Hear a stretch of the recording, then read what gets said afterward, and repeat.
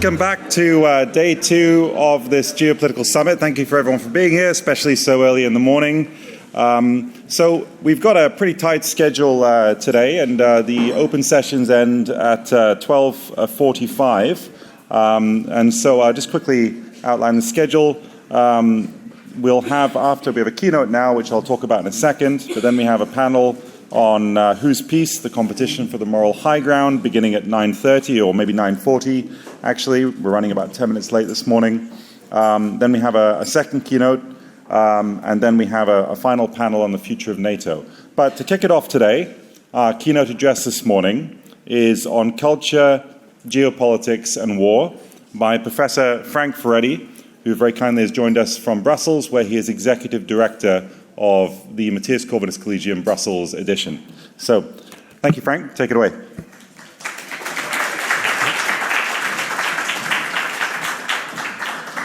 Thank you very much for giving me the opportunity to take part in this conference. I think it's a great event. What I'm talking about today, my speech, was born or originated in an event 15 years ago when I was watching my son play rugby on the playing fields of King's School in Canterbury. And as you know, parents hover around, they watch their kids playing football or rugby. And this guy comes up to me, about 20 years younger than me, really smooth-looking, posh guy. And he says, there's a father in this school who doesn't really believe that global warming is as important as we think in the Foreign Office. And even worse, this guy doesn't think that humanitarianism ought to be the principal driver of foreign policy. So I looked at him and I said, that would be me. And we had this kind of conversation, and the upshot of that was that I realized that although he had a very high position in the Foreign Office, in terms of realpolitik, in terms of understanding the workings of the world, he came across like a post office submaster, who could barely sort of pronounce the word Moscow, and never mind anything else. And it seems to me that what I began to realize gradually is that the kind of culture wars and the cultural conflict that some of my friends always say is a distraction has gradually filtered from the university into the domain of other cultural institutions, but it didn't really stop there, because it also moved into the Foreign Office and the foreign policy establishment, and gradually, as many of you will know, if you live in Britain or other parts of Europe, it actually inflicts itself upon the military and the way that the military organizes its strategic orientation and the way it recruits people. And it seems to me that increasingly, culture is gradually intertwined with geopolitics, but also, as I suggest towards the end of my talk, with the conduct of war and military affairs. Now, as you will recall, Clausewitz famously said that war is nothing but the continuation of policy by other means. I think if he were to live today, he'd probably change the word policy to culture, because increasingly war, and at least discussions about military conflicts, have got a very important cultural dimensions. And as you will note, internal cultural conflicts within the West are often refracted through conflicting views about geopolitical affairs. So, for example, if you look at the war between Israel and Hamas, or between Russia and Ukraine, you'll find that within Western societies, different protagonists in the cultural war take different positions. And I remember on October the 8th, looking around, talking to some friends of mine, and we all knew that, for example, all the LGBTQ activists would be on the side of Hamas, and other people would be on the side of Israel. It was fairly obvious and evident, even though there's a contradiction between being gay and queer and hanging out with Islamist terrorists. You think there's a bit of a contradiction, but there really isn't. But I haven't got very much time to explain why that is. Now, cultural issues have been around for some time, and you will know if you go back to the Second World War period that humanitarianism and human rights became not just simply legal instruments, but gradually became politicized and acquired an ideological dimension. So if you look at the expansion of human rights globally, you'll find that increasingly it is identity-based NGOs who are driving the demand for new kinds of human rights. That kind of expands and expands and expands. Human rights gradually becomes detached from what the basic early principles were. Has got a very different dimension to it. And what I'm really kind of worried about is that once you have such an important place given to cultural matters, cultural conflicts, then it has the effect of disorienting the conduct of geopolitics, of foreign affairs. Because what cultural conflicts do is they create the condition where values that are quite extraneous to realpolitik or to national interest become intertwined, enmeshed with the way that diplomacy tends to be conducted. I think this is something that I've been arguing with friends for some time, because a lot of my friends say, and I'm sure that some of you in this room would agree with them, that I'm exaggerating a little bit because at the end of the day, material reality, geopolitics, has the final word about the way foreign policy issues are conducted. And I've got no doubt that material reality and certain issues like energy policy and the need for raw materials and investments play an important role. But by and large, when these things become enmeshed with cultural conflicts and issues, it becomes increasingly difficult to predict in advance who is going to be on what side. It's going to be increasingly difficult to predict in advance how decisions are being made. And you can see this, for example, in the United States, where identity-based NGOs and activists play a disproportionate role in influencing the democratic sort of government's foreign policy, not just simply at the rhetorical level, but also more fundamentally. One example of what I'm talking about, and maybe it's an extreme example, but it's an example that illustrates the trend in current international relations. It's what some of my opponents eloquently describe as the queering of foreign policy. Now, the queering of foreign policy takes on an extreme form in Canada, where basically they argue, and this is a point that's made in a number of statements, that for Canada, LGBTQ rights and gender-related issues are the main focus of foreign policy orientation. You think, well, it's Canada, okay, they're a bit weird, but not that weird compared to what happens in many other Western societies. And what you see happening in Canada in extreme, but happens elsewhere, is that internal cultural conflicts get externalized, mainly through the behavior and the action of Western NGOs. And what you now have is a situation where foreign policy debates within Western societies are often driven by these kind of cultural concerns. And therefore, you can tell in advance who's going to support Russia, who's going to support Ukraine in Britain, France, or in the United States, because once you know where they stand politically and culturally, it becomes very clear which side they would get drawn towards. And I think that's really a very important development. In many instances, we find that the important political statements that are being made are entirely culturally focused. So we go back to 2011, when the then Secretary of State Hillary Clinton intoned, "Gay rights are human rights, and human rights are gay rights." And she promised to use all the tools of American diplomacy, including the potent enticement of foreign aid, to promote gay rights around the world. And she meant business. I mean, if you live in Budapest and you see the American ambassador in the forefront of an LGBTQ demonstration, completely in a non-ironical way, forgetting the fact that he's meant to be a diplomat, not a LGBTQ activist, then you begin to realize that these gestures are more than just rhetorical accomplishments. They have a very important impact on the internal domestic affairs of other societies. And when you have the American embassy opposite the Vatican, sort of waving the LGBTQ flag, making a statement to the Catholic Church, again, you know that they're not just simply kind of making a light-hearted gesture. There's something more important going on there. The development of this orientation, I think, has acquired an insane characteristic. So, for example, take the view of the newly hired expert of the U.S. National Nuclear Security Administration. So we're talking about the Nuclear Security Administration. We're not talking about a bunch of children playing in a nursery in D.C., something that is quite serious. A few weeks before she was hired by the Biden administration, Sunil Nair co-authored a lengthy article in the Bulletin of Atomic Scientists titled Queering Nuclear Weapons.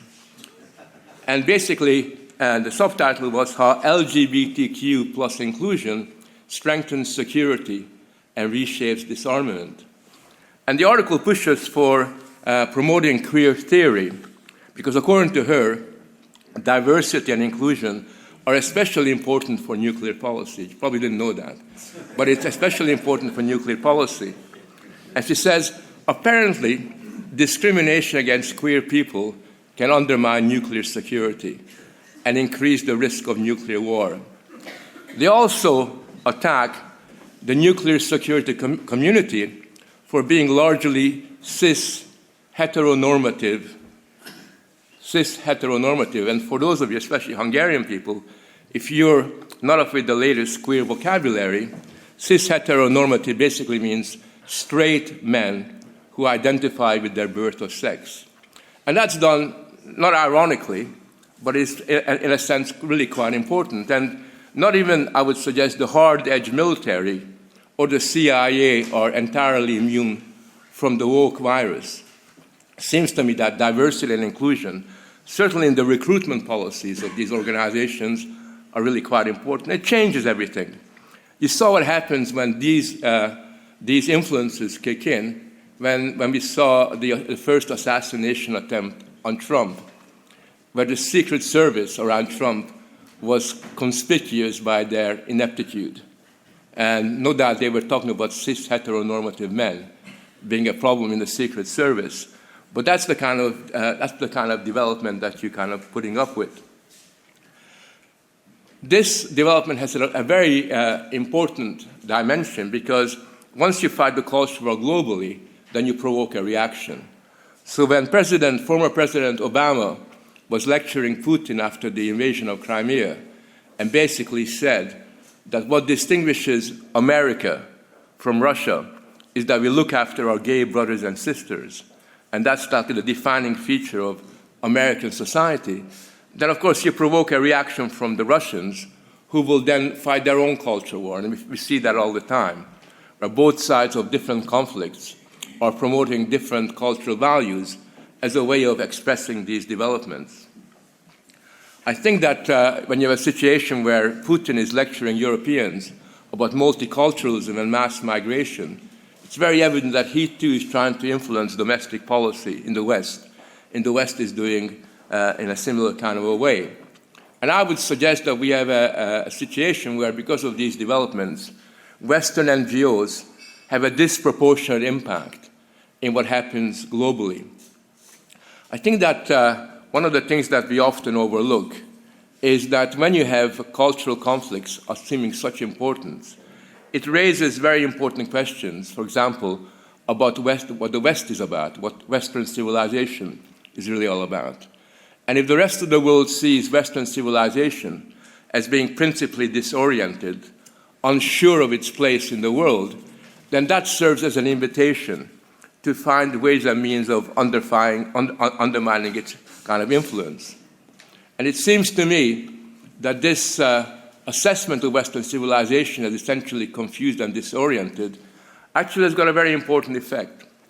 Because if you become so wedded to the cultural dimensions of the West at the moment, then that has an impact on the military and on foreign policy decision-making. So, for example, one of the things that I'm really concerned about is the way in which identity politics has a version of what a human being is, emphasizing its vulnerability, its victim status, its inability to basically cope with the challenges of life. And that kind of ideal which has been formalized into what I would call precautionary culture, risk-averse culture, has become really central and really quite important in the way that sort of foreign policy is seen.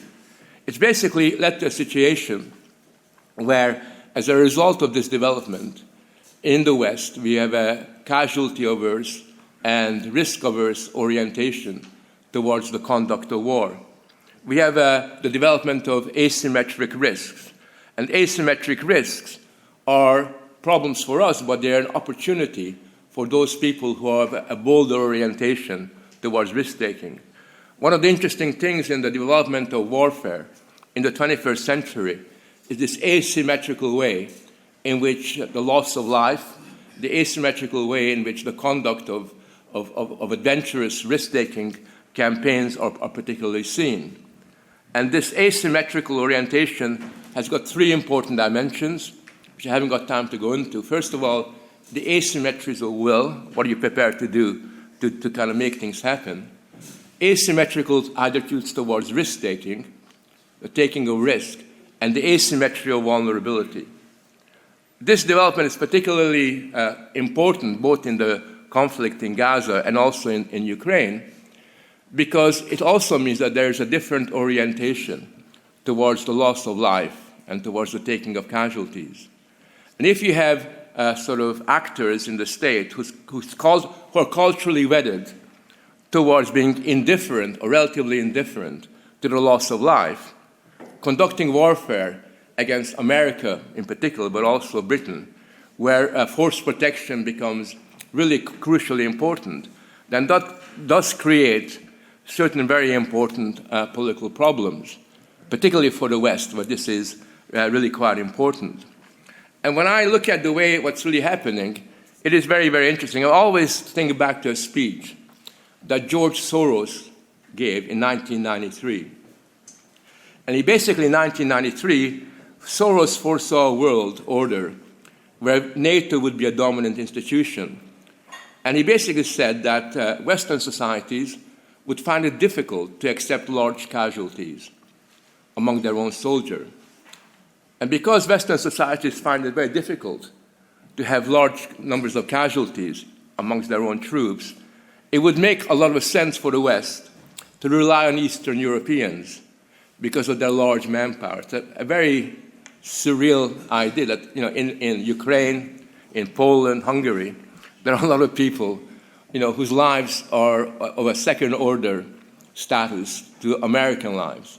And what Soros was really suggesting, also in an article called Towards a New World Order, The Future of NATO, published by the Open Society Foundation, is that when you conduct wars not directly, but through other people who do the fighting for you.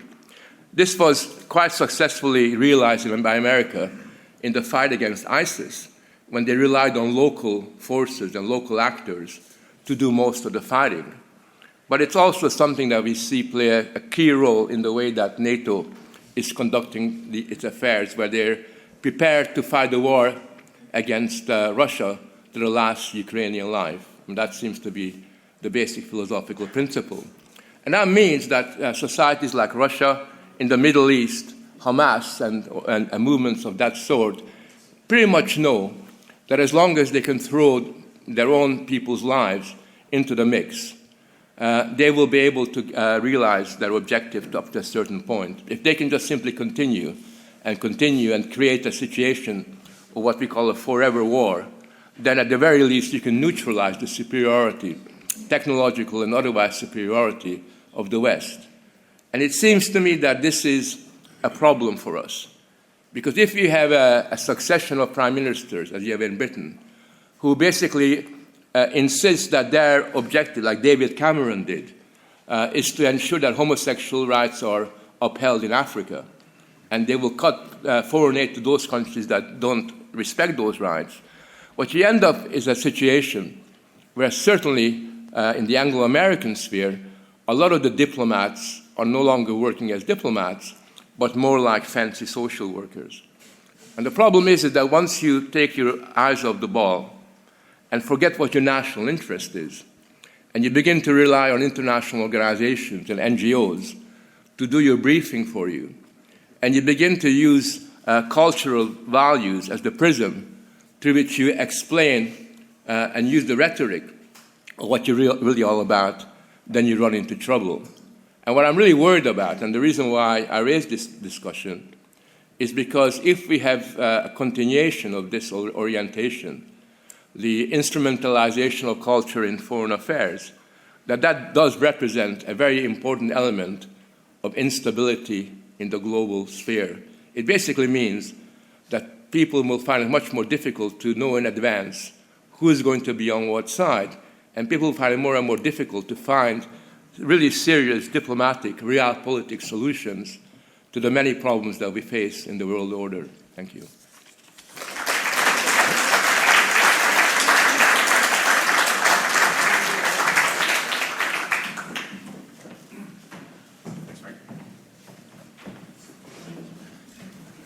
Thank you very much, Frank. So we're now moving on very quickly to our first panel of the day, or our fifth panel of the conference, Whose Peace? The Competition for the Moral High Ground. I'm simply going to introduce the panel moderator, and then he'll be introducing the panel theme in more detail, and the panelists, and all of whom will give short statements, and then have a discussion. So our panel today, our first one, is moderated by with perfect timing, Krzysztof Veres, Dr. Krzysztof Veres, who's a historian, and he's the international director here at the Danube Institute. And I'll leave it to Krzysztof to start introducing the panelists. Thank you, Krzysztof.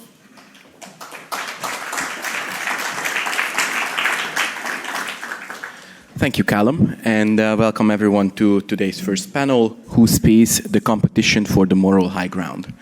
Our speakers today are going to be Amir Avivi, chairman and founder of the Israeli IDSF.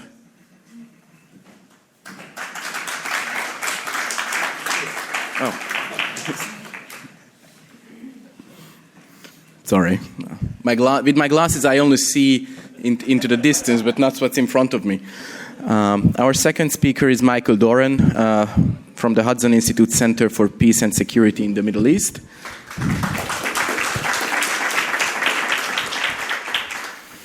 We have Tomasz Grzywaczewski, I hope I pronounced it correctly, a war journalist, director of Erase the Nation, visiting fellow at the Danube Institute.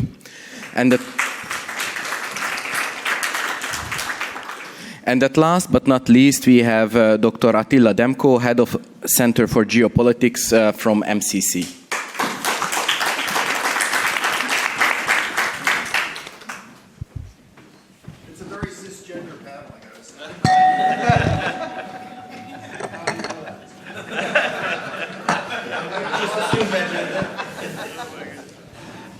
We are not at the Q&A yet. But I'm also worried about the gender balance here. So there was a little bit of hiccup with the program because Amir Avivi is not just a panelist. He will give us a keynote address at the beginning of the program. So Amir, please, the stage is yours.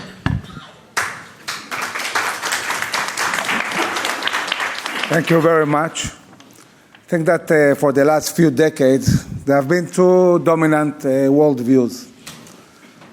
One was pushed by Fukuyama, who said, basically after the USSR fell and the US stayed as the one big power democracy, he said, that's it.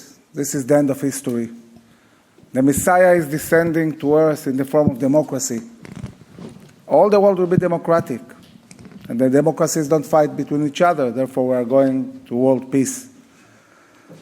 Against this view, we had this professor, Huntington, saying, Fukuyama, you didn't listen in my lessons. This is not what's going to happen. There's going to be a clash of civilizations.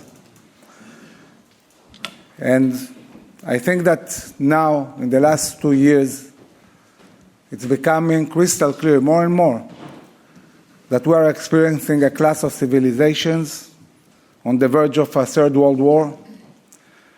And in the last 2 years, this has accelerated dramatically, really changing, I think, policies in European countries and other places. What changed? Well, several things. Looking globally, I would say that today we are seeing more and more a reality where we have two blocks. One is the West, and the other one is a Chinese, Russian, Iranian front that has emerged, and it's very, very dominant in the Middle East. This front didn't exist 2 years ago. I remember times when Israel had very good relations with Russia. And we had common interests. And Netanyahu used to fly frequently and meet with Putin. But now Russia is on the other side. And what happened here? Well, I think that the Russian-Ukrainian war and the fact that the West's main weapon against the East and the South is sanctions have created a reality that the East is getting closer and closer together. Russia is much more dependent on China, so is Iran. We see also the economical side of this process, BRICS, that was created, and this year 6 more countries joined BRICS, among them Iran, Saudi Arabia, Egypt. The East is organized. They want to really change the balance of power globally. They are determined. They are not afraid to fight. They see a very, very confused and weak West society that is willing only to put sanctions, which, by the way, are not effective anymore. I mean, we can see what sanctions did. It basically backfired on the West mostly. And today, the East and the South are able to overcome sanctions. And they're asking themselves a simple question. If the only thing the West is willing to do is pose sanctions, then no matter how strong the West is, technologically, militarily, zero willingness to use power, what is stopping us from doing anything we want? Invade Taiwan, continue the aggression in Europe, destabilize the Middle East, take over African and South American countries one by one. And this is exactly what's happening. In the Middle East, there were also really big changes. The American withdrawal from Afghanistan impacted dramatically the Middle East. The way it impacted the Middle East is a feeling, a religious understanding on all radical Muslim elements, whether Shia or Sunni, that's it. The West is done, is weak, is retreating. America is no longer a dominant power in the world, and certainly not in the Middle East. This emboldened dramatically Iran, and Iran has been building for many, many years its proxies. All of them now are fighting Israel. Israel is fighting on 7 different fronts. All these fronts are funded, trained, equipped by Iran and commanded by Iran. So Iran became very emboldened. It enjoys Chinese economical backing by buying their oil and overcoming Western sanctions. They are cooperating very closely with Russia. They are equipping Russia. Iran became the enemy of the West. Anybody who still thinks that they can do business with Iran don't understand what Iran is all about. They are giving Russia missiles. They are equipping Russia with drones. They are building for Russia factories. And I think it's time we realize what kind of world we are living with. And I think the Western society needs to decide where they want to stand strong. I remember a year and a half ago, we visited Washington before the war, and we said to the administration, the Foreign Relations Committee, there is a Chinese, Russian, Iranian front. What are you going to do? And the answer was, we are spread. We are building huge bases in the Philippines, and we have to deal with the Russian-Ukrainian war. What do you want us to do? How can we bring more forces to the Middle East? And we said, guys, you have no choice. And by the way, it's not a very smart way of thinking to challenge directly the Chinese or the Russians. Iran is the weak link. If you want to build global deterrence, let's join together and attack Iran and stop their nuclear program. When we went back to Israel, maybe 2 weeks later, China brokered a deal between Saudi Arabia and Iran, and that was the first time the administration understood they are in a big problem. They are losing the Middle East. This pushed Biden to move towards normalization with Saudi Arabia, and normalizing relations with Saudi Arabia is not just another one more Abraham Accords country. They are the leaders of the Sunni world. Normalizing relations with Saudi Arabia means extending peace all the way to Indonesia, Malaysia, Pakistan, Oman. It's a huge alliance, and we need it.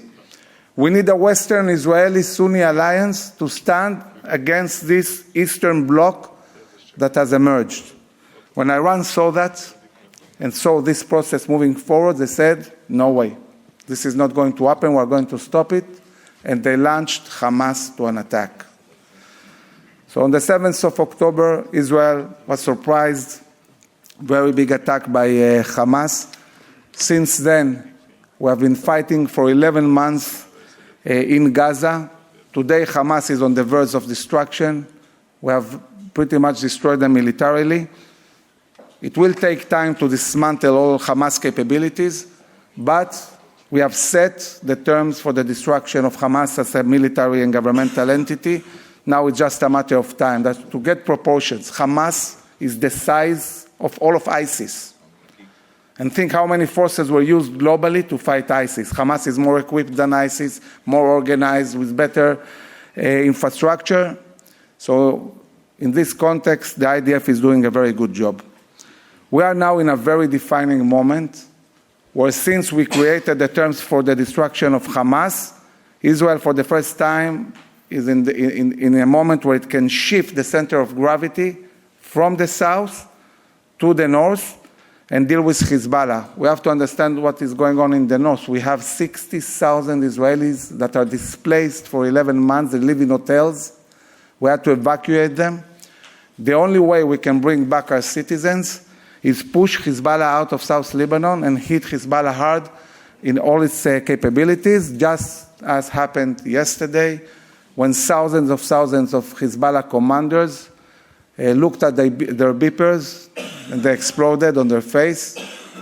The ones who didn't take out of the pocket the beeper, it exploded somewhere else. So this is just the beginning of a military campaign. At the end of this military campaign, Israel will push Hezbollah out of South Lebanon. And the sad thing about it is that it could have been prevented.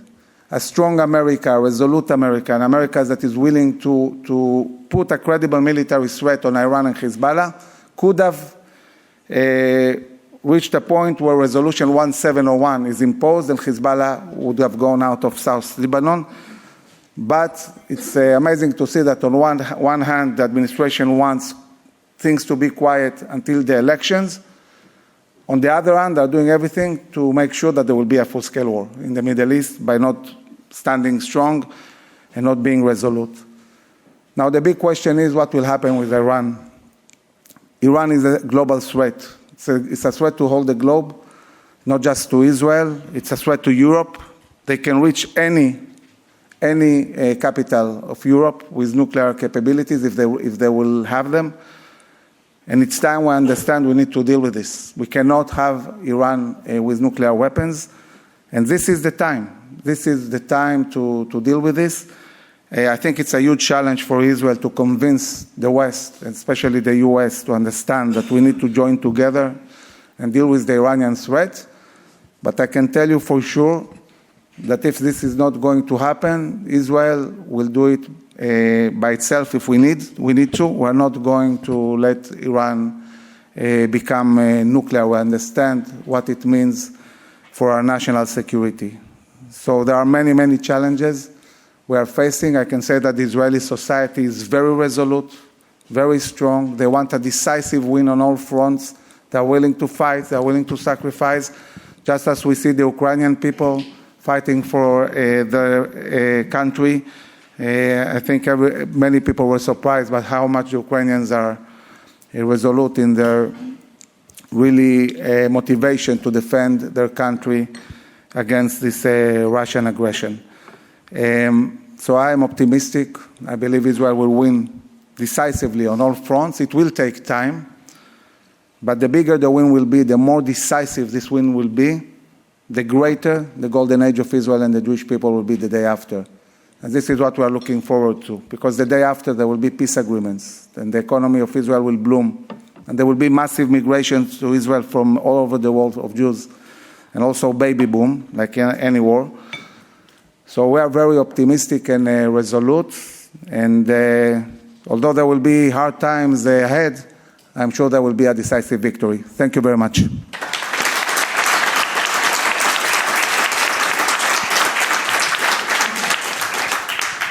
Thank you. Now it's time for a short, maximum 5-minute keynotes from the other speakers, and then we are going to move on to the questions part, first from me and then from the audience. Our second speaker today is Tomasz. So I would ask you to give your short keynote, maximum 5 minutes. Thank you.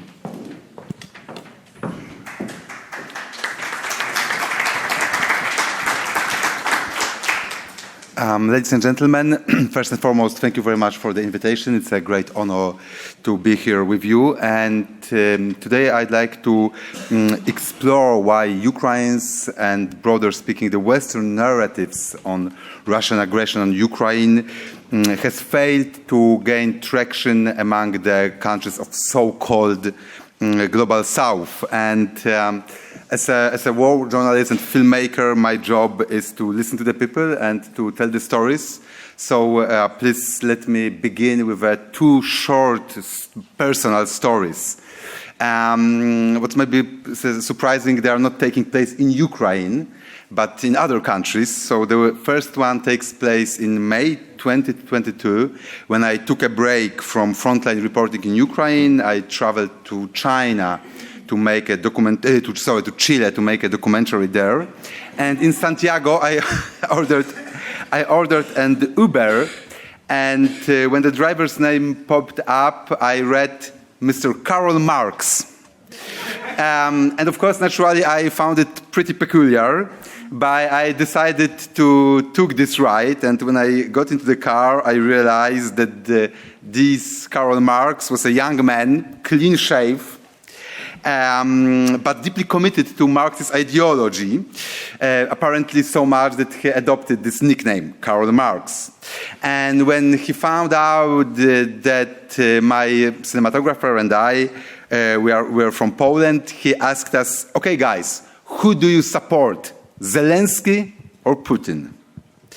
And of course, we responded that we, as a Polish people, we supported Zelensky. And what followed was pretty surprising for us, because he launched into a very passionate explanation that Zelensky is a fascist, controlled by American devils. And according to him, Russia was and is still defending itself against Ukrainian, American, fascist, imperialist, colonial regime.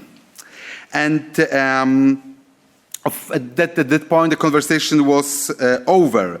And this guy shared pretty common view in many Latin American countries that perceive this conflict through the lens of anti-imperialism and anti-colonialism, in which the bad guy is not Russia, but Ukraine and, of course, America. And the second story occurred last week in Philadelphia, when I was covering the US presidential debate for Polish television. And outside the National Constitution Center, I witnessed a very large pro-Palestinian, anti-Israeli demonstration rally. And protesters waved Palestinian flags. Their faces were covered with keffiyehs, with balaklavas. They are shouting, "Israel, go to hell." But what struck me even more was that they were also shouting, chanting, "White people are occupiers, white people are colonizers." Fun fact is that one of the leaders of this rally was, quite obviously for me, a white guy. I can't say if he was a cis heterosexual, but he was apparently a white guy shouting that white people are colonizers. And what connects these two stories, the one about Ukraine and the one about Israel, is the shared narrative of resistance against Western colonialism. And as Mr. Robert Wilkie yesterday during conclusive discussion noted, the progressive left increasingly view the global conflicts through the lens of the critical theory, and seeing this power dynamics that is rooted in colonialism, imperialism, and the colonial oppression. And for many in the global south, especially within leftist circles, but I would say that among broader population, and this conflict in Ukraine, Russia is not an aggressor, it's a defender, fighting against this backed up by NATO imperialism, just as Palestinians resist Israeli occupation. And in this context, of course, Ukraine is seen not as a victim, but as a tool of Western imperialism. And Russia is absolutely rightfully challenging NATO's imperialistic colonial ambitions. And Russia has long promoted this narrative. It is not something, of course, new. Soviet Union also needed these narrative tools. But I would say what is even more disturbing in this narrative is that Russia itself is a colonial empire. Of course, Russia never had overseas colonies. However, Russia's long history of colonial imperialism is pretty closer to Russia itself, like Russian state extending control over regions like Trans-Ural Siberia, the Great Steppe, Central Asia, Ukraine, followed by Belarus, Baltic states, and also my homeland, Poland. And nowadays, from Siberia to Caucasus, from Chechnya to Dagestan, Russia is still subjugating ethnic minorities and conscripted them to fight in the war in Ukraine. A large portion of Russian military forces that are sent to Ukraine come from non-Slavic regions, like, for instance, North Ossetia and Dagestan in the South Caucasus, Tuva, Buryatia near Lake Baikal. And in September 2022, the former president of Mongolia, Mr. Elbekdoch, accused Russia of threatening ethnic minorities, such Buryats, Tuvans, Kalmuks, as a cannon fodder. Yet, where are the leftist protests condemning Russia's colonial exploitation of this region? Me, myself, I haven't noticed any protests against sending people of Tuva to fight and die in Ukraine. And unfortunately, while Russia disseminates its narrative of resisting Western colonialism, this message resonates strongly within the global south, and it is amplified by leftist movements that undermine the trust and self-confidence of the West. If we don't believe in ourselves, why should the others? And until Ukraine and all of us, as a part of the Western civilization, can counter this anti-colonial discourse about the so-called evil West, Ukrainians will struggle and probably fail to win hearts and minds of the people in the global south. Thank you very much.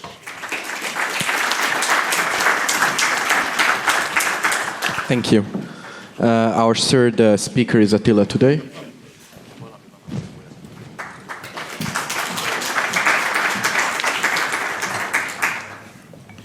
Thank you very much for the invitation. It's always great to be here. Today I would like to speak about the Hungarian position, which is on Ukraine and Israel, which is often represented in the international press as immoral. And sometimes we are not good in explaining our position, so I will try it here. So first of all, the Hungarian position is that both Ukraine and Israel are victims of terrible aggressions. We said it many times in the case of Ukraine too, in the case of Israel also. It's not a question. What is the question? The question is, what is the best possible result for the people of Ukraine and Israel? And of course for the whole international community, because we have to think in terms of realities and not wishes and not ideology. It's very important that the realities do matter in today's world too. So let me talk first about Israel. So how we view it. And as the general said, I fully agree, Israel has a chance, a very good chance for a military victory. I personally don't believe that Hamas can be fully destroyed, but military structures can be destroyed, and they are paying a very heavy price. And again, and honestly, I wrote it before you said it. I wrote it in here that the bigger the Israeli victory is, the better chance for a future settlement. So I believe it too, like our Israeli general, that this is the way to go. Otherwise, it will happen and again and again and again. And that's what we saw, by the way, with Hezbollah. After the 2006, almost 20 years passed, and Hezbollah is still cautious despite getting very heavy hits, because Israel showed its force in 2006. And of course, we need a political solution in this case. And by the way, Hungary recognizes both Israel and Palestine. And I think we need to have a political solution. But first, there must be a full military defeat of Hamas. Without that, it's not possible. If Hamas escapes this, then where are we? And that's why we are supporting Israel to go ahead, and we are not pushing Israel to have a ceasefire, because a ceasefire is a victory for Hamas. And on the long term, it's not a victory for even the Palestinian people, because they will be in this predicament again and again and again. So that's how I see. Of course, I'm not a member of the government, but that's how I see the Hungarian position, and I see it as logical and moral in a way that this leads on the long term for a solution. Unfortunately, in the case of Ukraine, the chances for a military victory are very slim. And they were very slim from the beginning. I'm on record saying on heritage conferences here at this very place that despite the expectations in the West and the media, and despite this bubble we have in the West, the real chances of Ukraine for a military victory of reaching 1991 borders are extremely slim. There is only one hope, what President Zelensky said, is basically the collapse of Russia. But not to hope in your own strengths, but the collapse of the other is usually not a very good strategy. And I think, unfortunately, we see a decreasing chance for Ukrainian military victory. So what is the solution? Unfortunately, I personally deal with this terrible war and Russian aggression for quite a long time, since 2014, because it started in 2014. There is no short-term solution. By the way, there is no short-term solution in the Middle East either. So solution is a mirage. Managing the problem is unfortunately the reality. So what the best result actually for the region and for the whole international community, unfortunately, to sit down with Vladimir Putin. However, we dislike it, because there is no other path, at least to freeze this and stop the bloodshed. Because I personally see that Ukraine has no more than a year to maintain not the weapons. You can buy weapons. We can deliver weapons to Ukraine, but who will be the people who are fighting? So I believe that despite sometimes not expressing it well, the Hungarian position is moral, because it's based on realism and based on the best achievable result, which is very far from the desired and from the perfect world. But I think we are conservatives because we believe that the world is unfortunately not perfect. We have to deal with the realities. Thank you very much.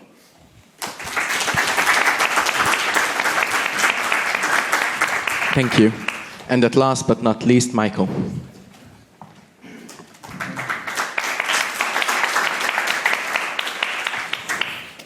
Thank you very much. It's a pleasure to be here again. like to thank Istvan and Melissa and John, who's not here. I'd also like to just remember David Martin Jones. I'm so sorry that he's not here. I was not actually a really good friend of the Davids, but I intended to become a good friend of his. And I read his book, and I'm just very sad that he's not here. Okay, so you told me 5 minutes, and you by that you meant 30, right? Yeah. Yeah. I mean, oh, good. We can just skip the coffee break. Yeah, okay. Yeah, that's good. You don't want a coffee break. So I'm sure you're like me when you have a difficult, thorny problem to deal with, personal or international. You go to the font of all wisdom, Richard Nixon, to find out what he thought. So let me read to you the words of Richard Nixon about peace in the Middle East. Let there never come a time when those who want peace, as we do not have military superiority.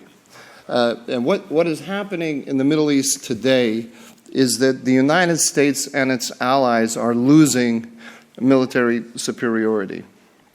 We can make this very simple, and I agree with everything that General Avivi said.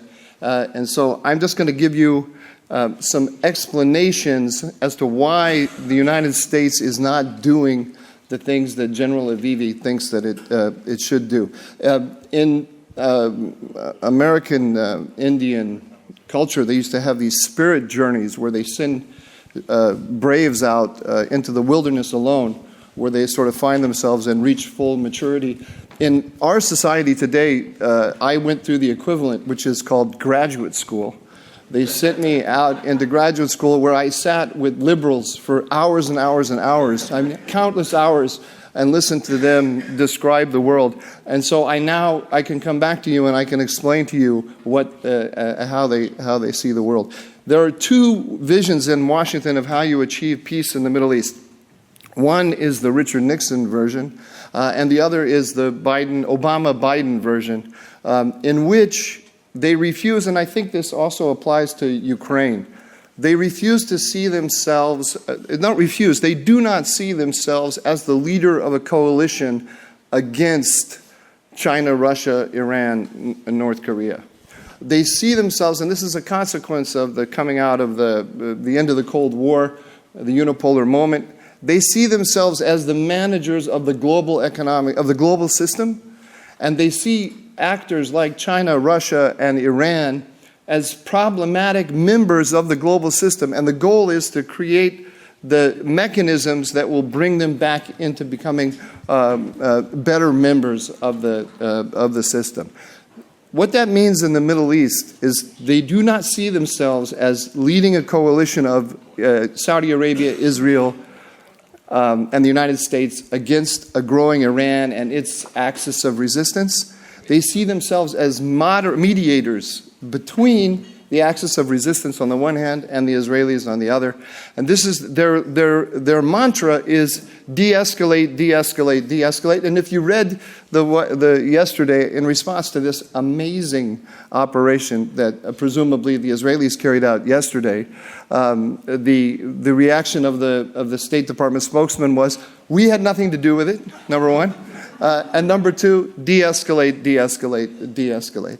So this creates a problem for Israel, for all of our allies, and I'll just quickly describe what the problem is. First of all, there are two problems. One is an objective military problem, and then number two, the American policy response, which I just described. The objective military problem is that Iran has developed, and it's quite an amazing achievement for a country that has been under severe sanctions for decades. Iran has developed disruptive military capabilities that nobody, not the United States, not Israel, nobody has a really good answer to. Those capabilities are, to put it, there are many different things, but the essence of it is drones, ballistic missiles, and cruise missiles, which it has manufactured in great numbers and distributed to its proxies. It combines these together in the same strike packages. So in one go, at one target, it will send drones, ballistic missiles and cruise missiles. These all have different flight patterns, and what it means is they overwhelm and discombobulate the sensors and the interceptors of the defensive systems. And so the fact is that Iran can overwhelm all of the top systems in the world, the top Israeli systems and the top American systems. The result of this is that the north of Israel, as General Avivi mentioned, is depopulated.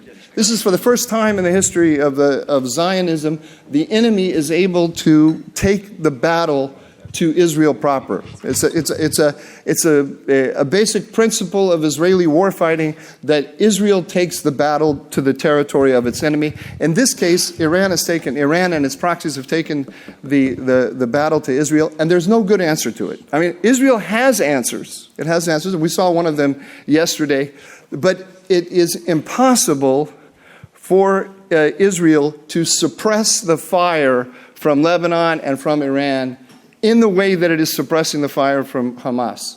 So there's no simple way that Israel gets in Lebanon to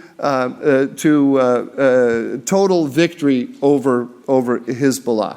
Now, what Israel can do, it does have countermeasures. It's an article of military science, and we are people who believe in science, so we need to remember this, that there is no purely defensive answer to an offense-dominant regime. An offense-dominant regime is one that favors the attacker against the defender, and that's what the Iranians have developed with these drones, ballistic missiles, and cruise missiles. So the only way you can counter an offense-dominant regime is by carrying out offensive countermeasures, by stripping them of something that they hold dear. Israel has the capabilities to do this. It doesn't have the capabilities to suppress all of the fire coming out of Lebanon or coming from the Houthis or anywhere else, but it can cause significant pain to the Iranians and to Hezbollah. That's what the Israeli Air Force is for, that's what the Mossad is for, and so on. But those have been stripped from Israel by American policy. So this is the problem. American policy is restraining Israel, and the effect of this mantra of de-escalation is that they are playing to American policy is augmenting the advantages that Iran has developed from its disruptive military capabilities. And this, of course, violates the principle of Richard Nixon that those who want peace must have overwhelming military superiority. So as long as the United States continues to restrain Israel and to restrain itself, the Houthis, a ragtag militia basically in Yemen, have shut down global shipping through the Suez Canal. The United States Navy was supposed to be the actor that prevents such a thing from happening. The United States has imposed on itself the same kind of restrictions it's imposing on Israel. It will only take defensive action against the Houthis. It will not take offensive action. It will not kill Iranians on Yemeni soil. And it will not hold Iran responsible for what Iran's proxies do. So Edward Luttwak, the strategist, famous strategist, he calls this the Biden doctrine. The Biden doctrine is that Iran can attack any country at once, with including the United States, with ballistic missiles, cruise missiles, and drones, but no one can attack Iran. This is the fundamental problem that we have, and if we do not reverse it, we're going to lose the Middle East. Thank you. Thank you.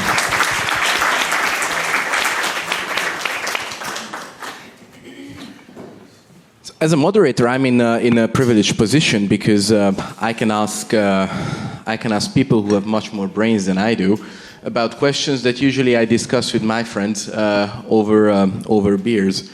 So my problem is I go to Israel and I hear about the West against the axis of Russia, China, Iran. If I heard it many times, and I quote, "If you are with the West, then you fight with us." And then I go to Ukraine, and I hear, "We are fighting for your security," meaning NATO, meaning the West, meaning the US-led world order. So, if we go to these two embattled countries, and in both countries it is kind of crystal clear that this is the same kind of big confrontation, and these are just two different fronts in the same war, then how comes, and let's just not talk about the global south for a second, then how comes that even in the West, it's two questions, even in the West, Western countries and the United States cannot agree on the same policy regarding Israel and Ukraine. The left in the US wants to support Ukraine but not Israel. The right in the US wants to support Israel but not Ukraine. And at the same time, Ukrainians, my friends, completely lost their minds in April when Iran was shooting for the first time in history directly missiles at Israel. They lost their minds. How comes that the United States shoots down their missiles, but not the Russians that are shoot at us? They call the war in Israel a distraction that distracts the West from the real war, which is in Ukraine. At the same time, when I talk to Israelis, they tell me, how is it possible that it's cool to have Ukrainian flags absolutely everywhere in the West and pass all these resolutions supporting Ukraine at the UN, but at the same time, Israeli flags on the streets in Western capitals nowadays? That's not cool. And we've seen all those anti-Israeli resolutions passed in the UN, some of which weren't vetoed in the Security Council by the United States. So I would like to hear your thoughts on that, all of you. Michael?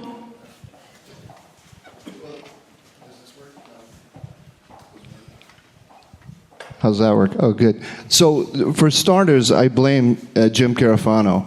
He hasn't done his job to make sense of all this for the American people. Now, look, we're a mess right now. The fact is, there's two civil wars going on simultaneously. There's a civil war in the Republican Party.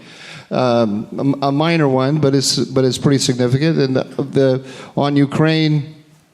The Ukraine is, first of all, Biden's war, so automatically there's going to be a Republican, some element of the Republicans are going to be skeptical.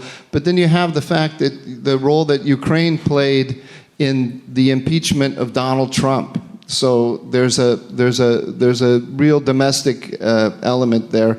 I suspect that if Trump wins, Trump will discover the national interest in Ukraine, just like Biden did, and some of that will disappear.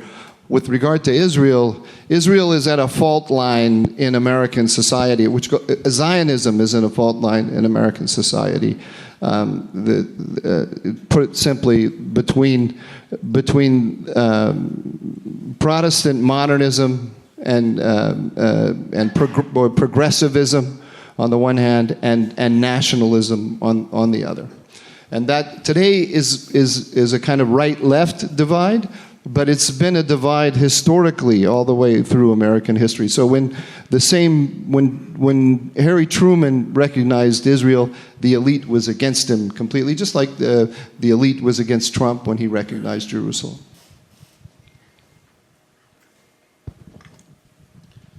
So I have to return again to my notion of what is possible and what is not possible. I think the left in the US and in Europe sees the world through ideological lenses. And what is this lens telling them? There is a person called Vladimir Putin who is anti-progressive, anti-their ideology, and there is also a person wanted by the same international court as Netanyahu. That's what I wanted to say. Please don't destroy my. So that's what Netanyahu is actually. Sorry, I got excited. Actually, like Putin. So, despite being a democratically elected leader, he's seen by many in the progressive left as Vladimir Putin number 2, an autocrat who is fighting against their beautiful ideas. So he must fail. They don't see this geopolitical. What is the reality? We have a geopolitical war between the West and between forming alliance on the east, which is, yes, it's true. It's China, Russia, Iran, and some smaller states. So they see it through the ideological lens. I personally, and I hope that many in the West, in the conservative community, see it through the realities lens. The reality is that there are several fronts in this war. In some fronts we can win, some fronts we cannot win. And it's not a matter of what we love. And again, go back how we will win in the war in Ukraine. It's extremely hard. And if you look at this forming axis of China, Iran, and Russia, actually the weakest point, in a sense that they can be wooed away, that's my view from this alliance, is actually Russia. Because Russia does have problems with China, historical problems. There is also a fear of China in Russia. And of course, it's not nice to say that we have some kind of talk and sitting down with this regime which brutally attacked Ukraine twice. But what is the greater idea? And I think in the Republican Party some say it, that the problem is Iran and possibly China, on the longer term. So can we win against this alliance? For me, this is the question. If they are together, if Russia is basically under China as a junior partner, if there is Iran with its proxies, there is North Korea, even Myanmar and some smaller nations, are we in a winning position? And this is not asked by the progressive left, because they don't even understand the notion of what is going on. They don't really understand that this is a war in a way for how the world will look like. So that's what I see. That some people, and I said again, the progressive left lost its grasp of reality. On the right, there are debates. I think there are a lot of debates, maybe more than desirable, but at least we have a sense of reality. I think that this contradiction has, first of all, roots in the anti-Israeli and anti-Zionist perspective of leftist movement that existed well before invasion in Ukraine. And let's say that Ukraine was discovered by Western societies after the full-scale invasion. I get the feeling that especially in the US, the knowledge about the Ukrainian conflict was rather restricted to some pretty narrow circles of experts, and most of the people didn't know the details of the war. And when Russia started the aggression, it was easy, as it was properly mentioned, to rightfully depict Putin as a dictator who is trying to undermine the entire fundaments of Western civilization. And also Ukrainians were really effective in presenting their situation as fighting for freedom. However, I think it's important to note that the support for Ukraine is also fading. It's partially because of the internal domestic political fight in Ukraine, and I can absolutely understand Republicans' perspective, especially taking into consideration the engagement of Joe Biden's son in Ukraine and the attempts of impeachment of Donald Trump, so it is understandable. However, I think the problem is also that Joe Biden administration hasn't articulated the clear strategy of victory, of ending the war in Ukraine. We are observing protracting war of attrition without outlining the ultimate goal and saying how this war and when this war should finish. That's the problem, and this is, I think, what also Michael said during his his speech, that West is afraid of using offensive measures. It is the same in case of Israel and in case of Ukraine. In terms of Ukraine, we observe these red lines that couldn't be challenged, and finally they were. But still, people, also American citizens, don't know what the outcome of this war is. why America is spending billions of dollars to the protracting war. However, when regarding to your question, still it's way easier for this leftist movement to attack Israel because this anti-Zionism is a very enrooted part of the of leftist ideology. However, I can say that also in some point the perception of Ukraine also can change. They are right now they are still presented as fighters for freedom, but Russia is trying. And sometimes, unfortunately, it happens that they are correct. That there are some people within the Ukrainian army, but it's absolutely a minority that relates to some kind of fascist or even Nazi ideology. However, I'd like to emphasize these are the absolutely exceptions. But Russia is trying to deliver this propaganda. So I think that support for Ukraine is fading, and also I don't want to spread any conspiracy theories, but I think that Russia, within its information war, is trying to spread anti-Zionist and anti-Ukrainian message across the West, and finally it can be resonated on both sides of political spectrum. So both radical right movement, radical left movement, finally can meet together. Just as we found no radicals on the both sides are not far from each other. Thank you. Amir? Yeah, I think there are two very distinct different issues. The difference between public opinion and policy on the state level.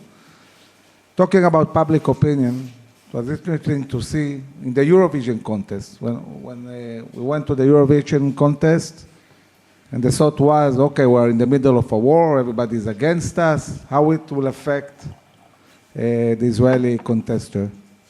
And when the votes came, there were the votes of the judges and the votes of the public in Europe.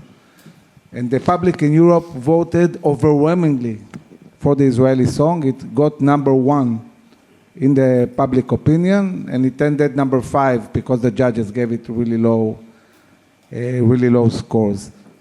And the same goes in the U.S. The U.S., there is overwhelming support for Israel in the American society. So what's going on? How do we have so many problems in the universities and all these riots and so on? And the answer is, this is all orchestrated with huge amounts of money from Qatar, from Iran. And this is going into the universities in the US, and this is going into universities in Europe. It's all orchestrated, it's all organized. There is huge funded and planned propaganda on social media, which is done by Russia, it's done by the Iranians. The West doesn't do propaganda on social media, doesn't operate like that. And this is why we see these phenomena, and this is, of course, coupled with the basic anti-Semitism that has become today anti-Zionism.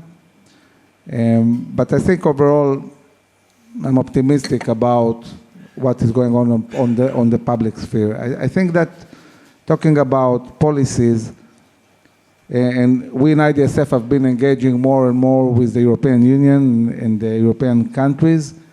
It's very clear that forces who are worried about migration and about the amount of radical Muslims that are coming into Europe, they side with Israel, and we see politically these forces getting stronger and stronger. And on the other side, politicians that have decided that they are going to base their base of voters on immigrants who came from Muslim countries. Obviously, they want to appease them, they want them to vote for them, and they feel they need to pursue policies against Israel. It's as simple as that. The same goes now in the US, Michigan. It's all about Michigan. A lot of Muslims in Michigan, and the question, will the Democratic Party manage in the elections to win Michigan? And it's all about that. So the changes that we see globally in the amount of Muslims in the US, in Europe, is affecting, at the end of the day, policies, and vice versa.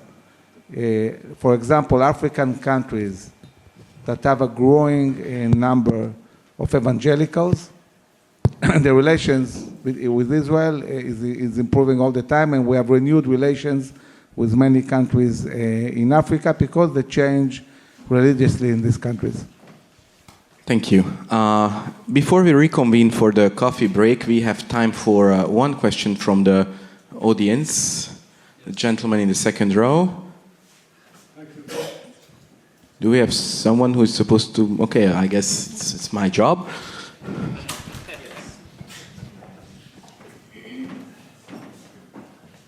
Thank you very much. Firstly, I would like to thank the organizer, but I think this session, it was an electoral campaign for one country.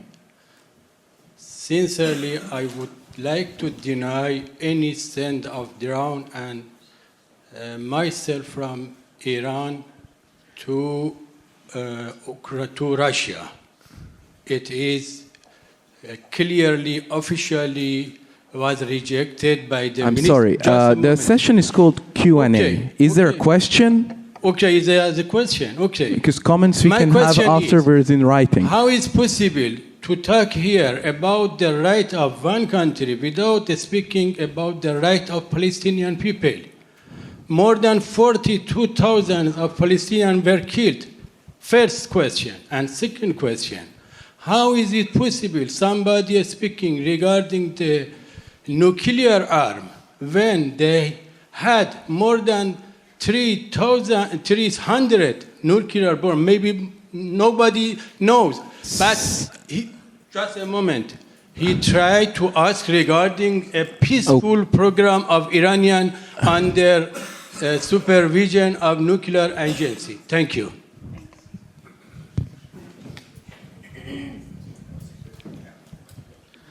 Thank you very much. Israel on the 7th of October was attacked unprovoked by Hamas. 6,000 terrorists crossed the border, killed 1,200 people, burned people alive, decapitated heads of children, raped women, and took hostages. So obviously Israel went to a war to defend the country and eradicate Hamas. By the way, Hamas' behavior towards its own society is devastating.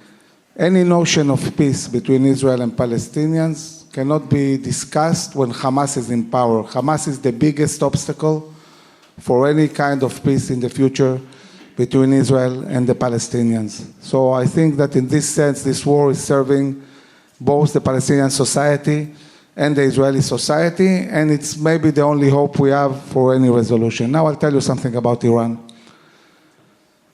You know, Israel did peace with Morocco. And Morocco signed an MOU, military MOU with Israel. And, you know, it was strange. First Arab country that signs a military MOU with Israel. So I asked the Moroccan ambassador, why? Okay, peace, I understand. Why a military MOU? He says to me, what do you mean? Iran is weaponizing Algeria. Hezbollah and Iran are trading Polisario against Morocco. Iran is penetrating Morocco and trying to take over the Moroccan country by bringing Shia into Morocco. Now the question is, why Morocco? Why Morocco? It's on the other side, so far away. And the reason is, and I wrote a lot about that before the war, and now it's very visible, Iran wants global control of all the strains, Hormuz, Bab el-Mandab. You see what is going on with the Houthis in the Red Sea. But they want also to control Gibraltar. Iran is a global threat to the whole globe, not just to Israel. And this is why we cannot allow a country radical like that to have nuclear weapons.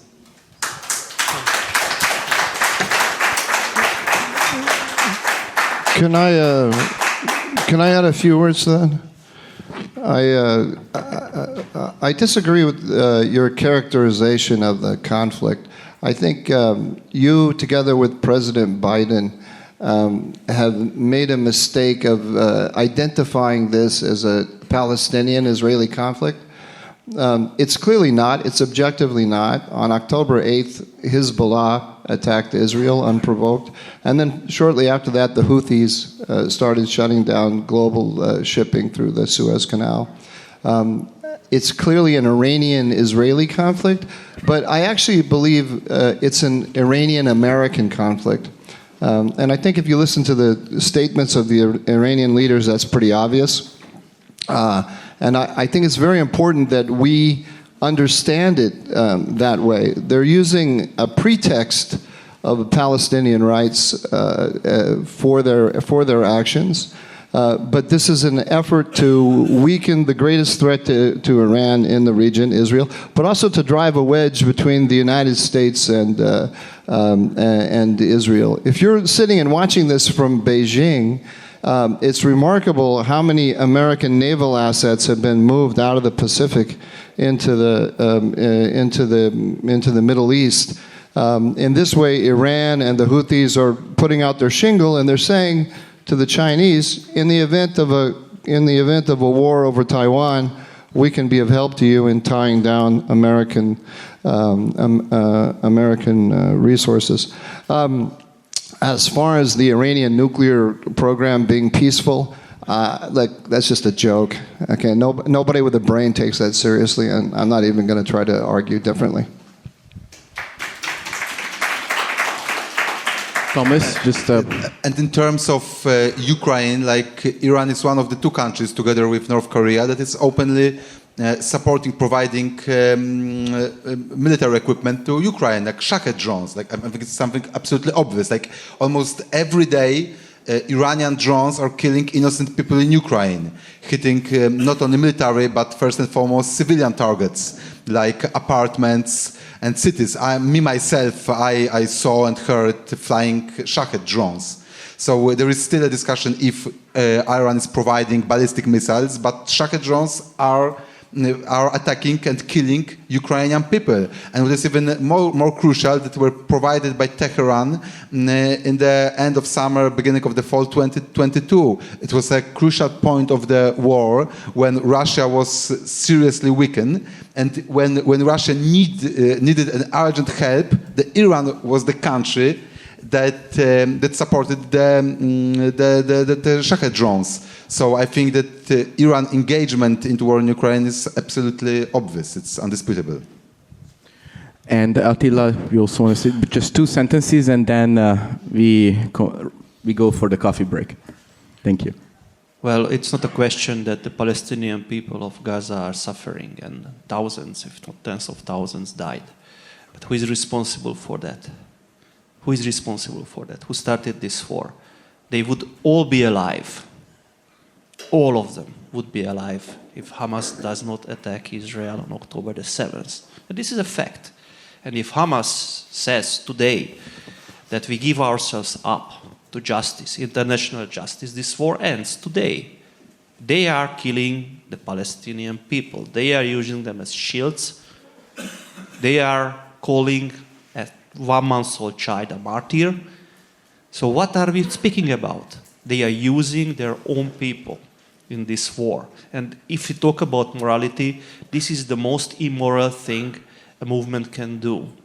That's my opinion on this. Of course, Palestinians, as I said, it was addressed, have the right for statehood. Our country recognize it.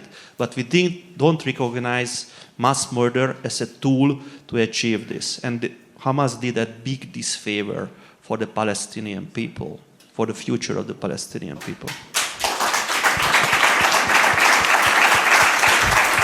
Thank you very much.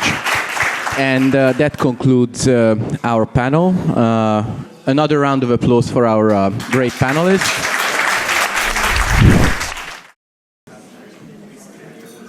All right, welcome back. Sorry for the slight delay there. So just to reiterate, so we have the final keynote now, Culture and National Security, with our keynote speaker, Robert Wilkie.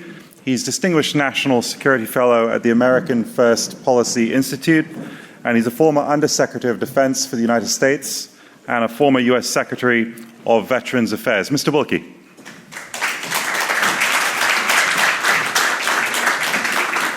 Thank you. Thank you for bringing me to Budapest. I was reminded walking around about the Jesuitical assaults on my physical being, looking at the monuments to the Holy Catholic Church. I was very proud of my classical education at the hands of the Jesuits. I could translate Catullus, Sallust, Maimonides. And then I got in the presence of the man who brought me into politics, Senator Jesse Helms of North Carolina, who Bill Buckley said was the second most important conservative political leader in the United States after Ronald Reagan. And I walked into his office for the first time, and General Avivi, he had a big stamp that said no, because he was known as Senator No. And on the back of it, it said, Senator No, who always says yes, from the children of Kiryat Shimona in Israel. And he looked at me and he said, Mr. Wilkie, thank you for coming. Politics and classical languages are your major. I said, yes, sir. He said, well, you are qualified to be a tour guide in Rome and have long conversations with 90-year-old priests. So that is how my political career began in Washington. But my remarks actually changed on the plane coming over here as I was thinking about my hometown, the city of New Orleans, being inundated once again with the hurricane. And I was thinking about New Orleans' unique history. And for those of you who don't know, I know Melissa knows, New Orleans is the most eclectic and bizarre city in the United States. It is the home of America's only native art form, jazz. All of the great writers in American history in the last 150 years either called New Orleans home or came to it to hone their craft, including Mark Twain and the towering genius of 20th century American literature, Mr. William Faulkner. But there was something about New Orleans history that made it more powerful in the American imagination. It was the first city in the United States where Jews were fully integrated into society, cultural, economic, political, to the point where when Benjamin Disraeli was climbing the greasy pole in the House of Commons in the 1850s, New Orleans sent a Jew to the United States Senate in the form of Judah P. Benjamin. And in the late 19th and early 20th century, when the Ivy League was either outright prohibiting the admission of Jews or placing quotas to slow their admission, two schools in my hometown, Tulane and Loyola, opened their arms to Jewish Americans, to the point that even today at Tulane, 40% of the student body is Jewish. And I thought about that as thousands of rockets rained down on Israel and the world's oldest hatred reemerged in, of all places, the city of New Orleans, where mobs searched for Jews to attack, neighborhoods were terrorized, young Americans wearing yarmulkes were bloodied, and Gaza-obsessed Marxists raged through the campuses. You know, America's identity as a sentinel of liberty is uniquely tied to the fate of the Jewish people. In 1790, George Washington wrote a letter to the Touro Synagogue in Newport, Rhode Island, where he said, "It is now no more that toleration is spoken of as if it were the indulgence of one class of people that another enjoyed the exercise of their inherent natural rights. The United States gives to bigotry no sanction, to persecution no assistance. May the children of the stock of Abraham who dwell in this land continue to merit and enjoy the goodwill of each inhabitant, while every man shall sit in safety under his own vine and fig tree, and there shall be no one to make him afraid." George Washington was not preaching mere tolerance, he was preaching revolutionary acceptance. And Harry Truman took up that charge where he said the fundamental basis of Western civilization and Western law was given to Moses on the Mount. The fundamental basis of the Bill of Rights comes from the teachings of Exodus, Isaiah, and St. Paul. We have come a very long way in the United States since William Bradford stepped off of the Mayflower in 1620 and said, "Come, let us proclaim a new Zion." The left's embrace of identity politics has exerted the most pernicious influence on our college campuses, public schools, the leadership of our armed forces, and the mainstream media. A nation that is a beacon of hope that countless fight and die to get to is being destroyed by a fixation with race. Jews are the latest victim of this intersectional madness, an all-encompassing woke mindset that collapses individuals and events into a reductive theory of oppressor and oppressed. When the Hamas wing of the Democratic Party looks at Israel and Hamas, it sees nothing more than critical race theory. The tepid response of the liberal clerisy and the Biden-Harris administration in the wake of anti-Semitic violence rampaging through the once safe streets of the United States is deafening, and George Washington would be ashamed. Now, to the topic you asked me to address, I'll start with something that is familiar to Lord Roberts. Who is in charge of the clattering train? The axles creak and the couplings strain, for the pace is hot and the points are near, and sleep hath deadened the driver's ear, and signals flash through the night in vain, because death is in charge of the clattering train. So recited Winston Churchill in the House of Commons as the normal good sense of the British people was overwhelmed by the tides of appeasement as Hitler swallowed more and more of Central Europe. And when the reckoning was finally tallied, 40 million were dead. The great man lamented in 1946, "There never was a war more easy to stop than that which has just wrecked what was left of the world from the previous struggle. The malice of the wicked was reinforced by the weakness of the virtuous." So we see once again the echoes of the 20th century returning with a vengeance. After the Great War, defense budgets were slashed. Western allies signed pacts proclaiming that peace was the central policy of each nation. Ships were sliced apart and sold for scrap. The invasion of Poland and Pearl Harbor destroyed that pacifist dream. And as was noted a few minutes ago, the fall of the Berlin Wall also heralded a new utopian fantasy for some, a utopian fantasy that has even survived the terrorist savagery that we have all been experiencing from the fanatical enemies of the West. The lessons of the left remain unlearned. We face mortal peril from an axis of evil, a real one, China, Russia, and Iran, more complex than the sclerotic Soviet Union ever was. We are in a pre-war phase. And as Golda Meir once warned the West, when someone tells you over and over again he wants to kill you, believe him.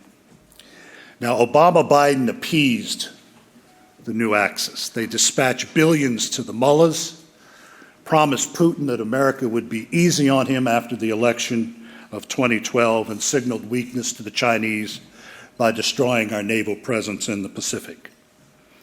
Then came Afghanistan, Russian barbarism, pinprick response to Iranian-backed attacks on the American military in the Middle East. America's military has been overextended, undervalued, and insufficiently resourced. Obama's third term is worse because his successor, Joe Biden, is presiding over the most precipitous decline in American power and prestige in our history. And I'll give you an anecdote. When I was a youngster and my father was a senior officer in the All-American Division, the 82nd Airborne, one of my neighbors, our neighbors, was taken up in the assault of the so-called students on the American embassy in Tehran. Outside of Fort Bragg on Bragg Boulevard, a massive billboard went up, and it said, "Iran, let our people go." That is what the United States had become under Jimmy Carter, a mendicant begging the theocratic fanatics to let American soldiers and diplomats go. Today, defense spending is at its lowest percentage of GDP since the administration of Calvin Coolidge in 1922. Military recruiting has dried up as the administration uses the Pentagon as a social justice experiment.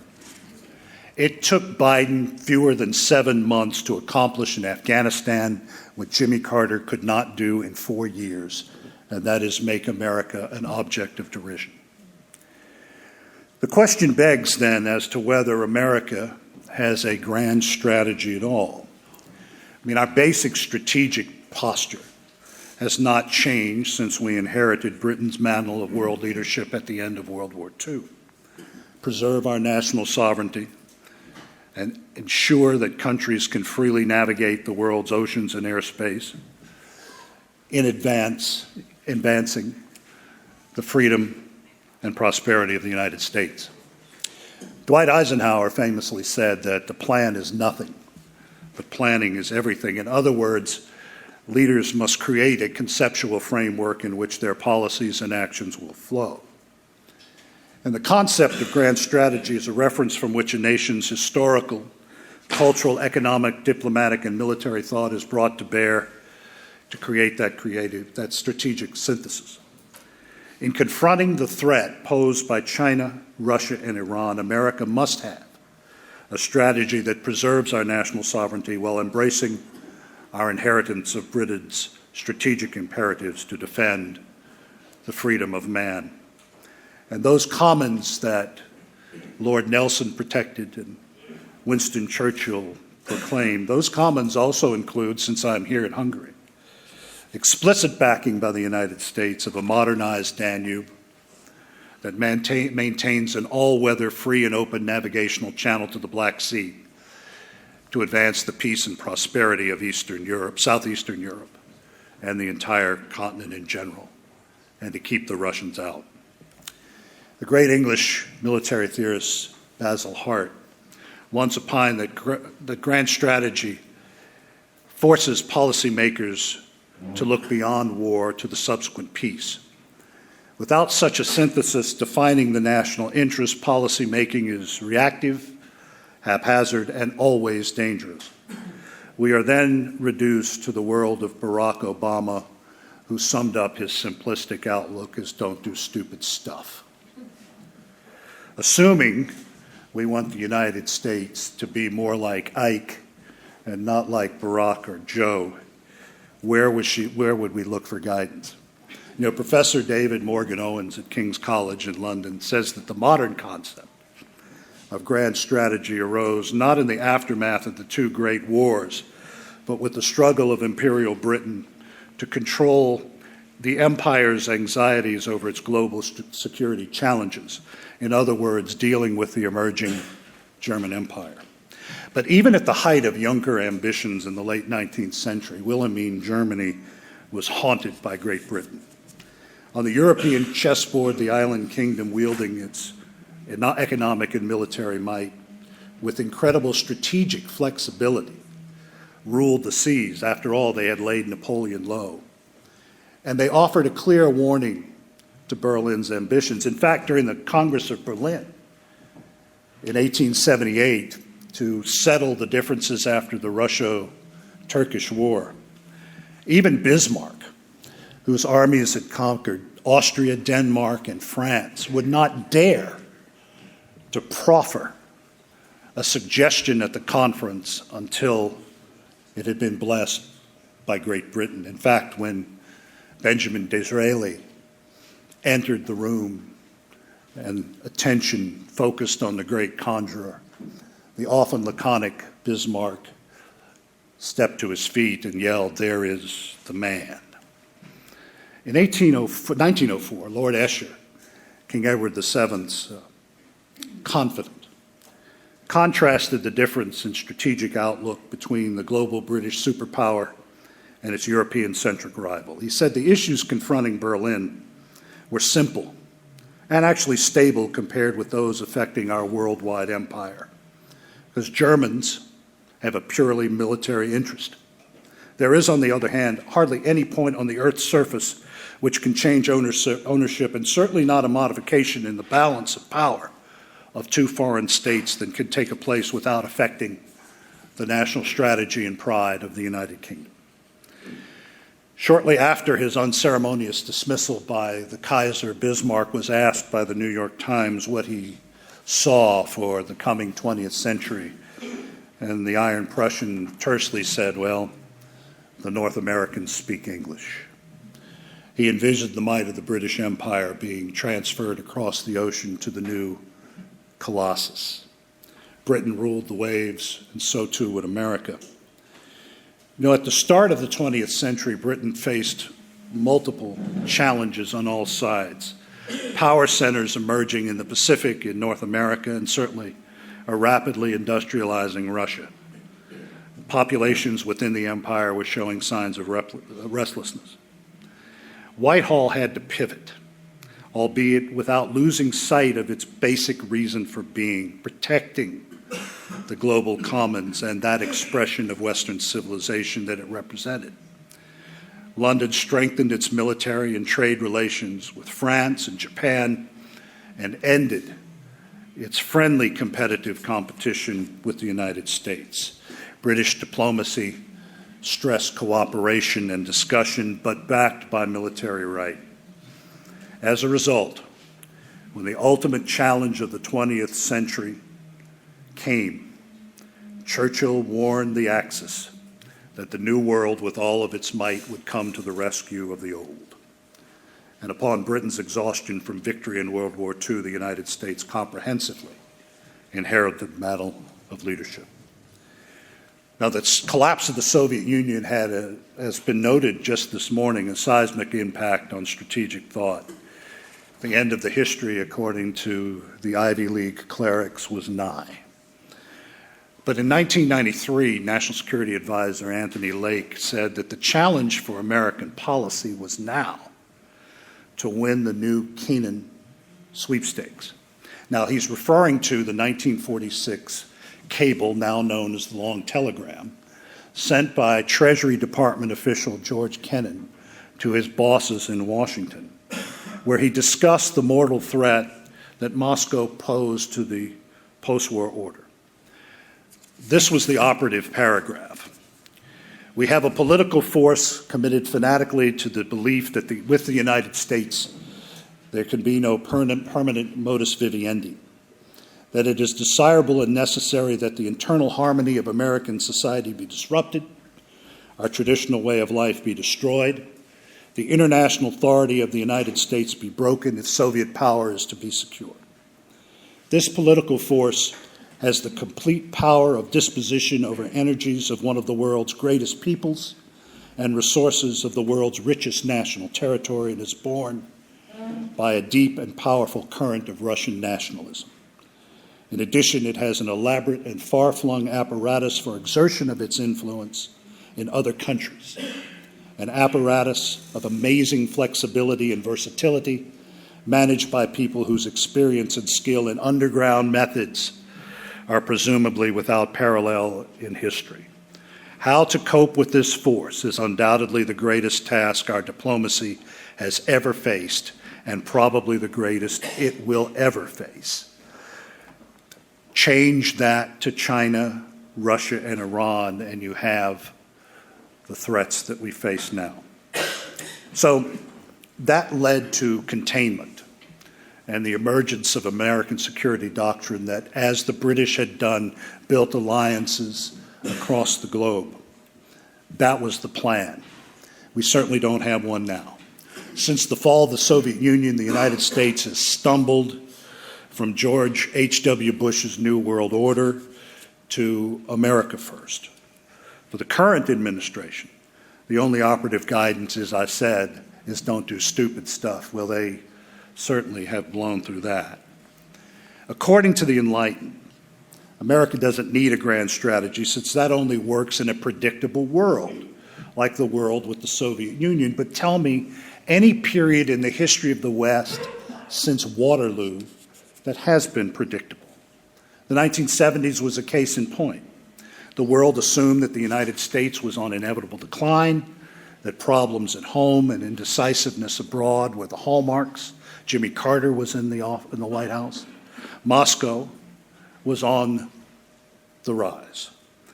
But Moscow had the mistake of underestimating America's resilience.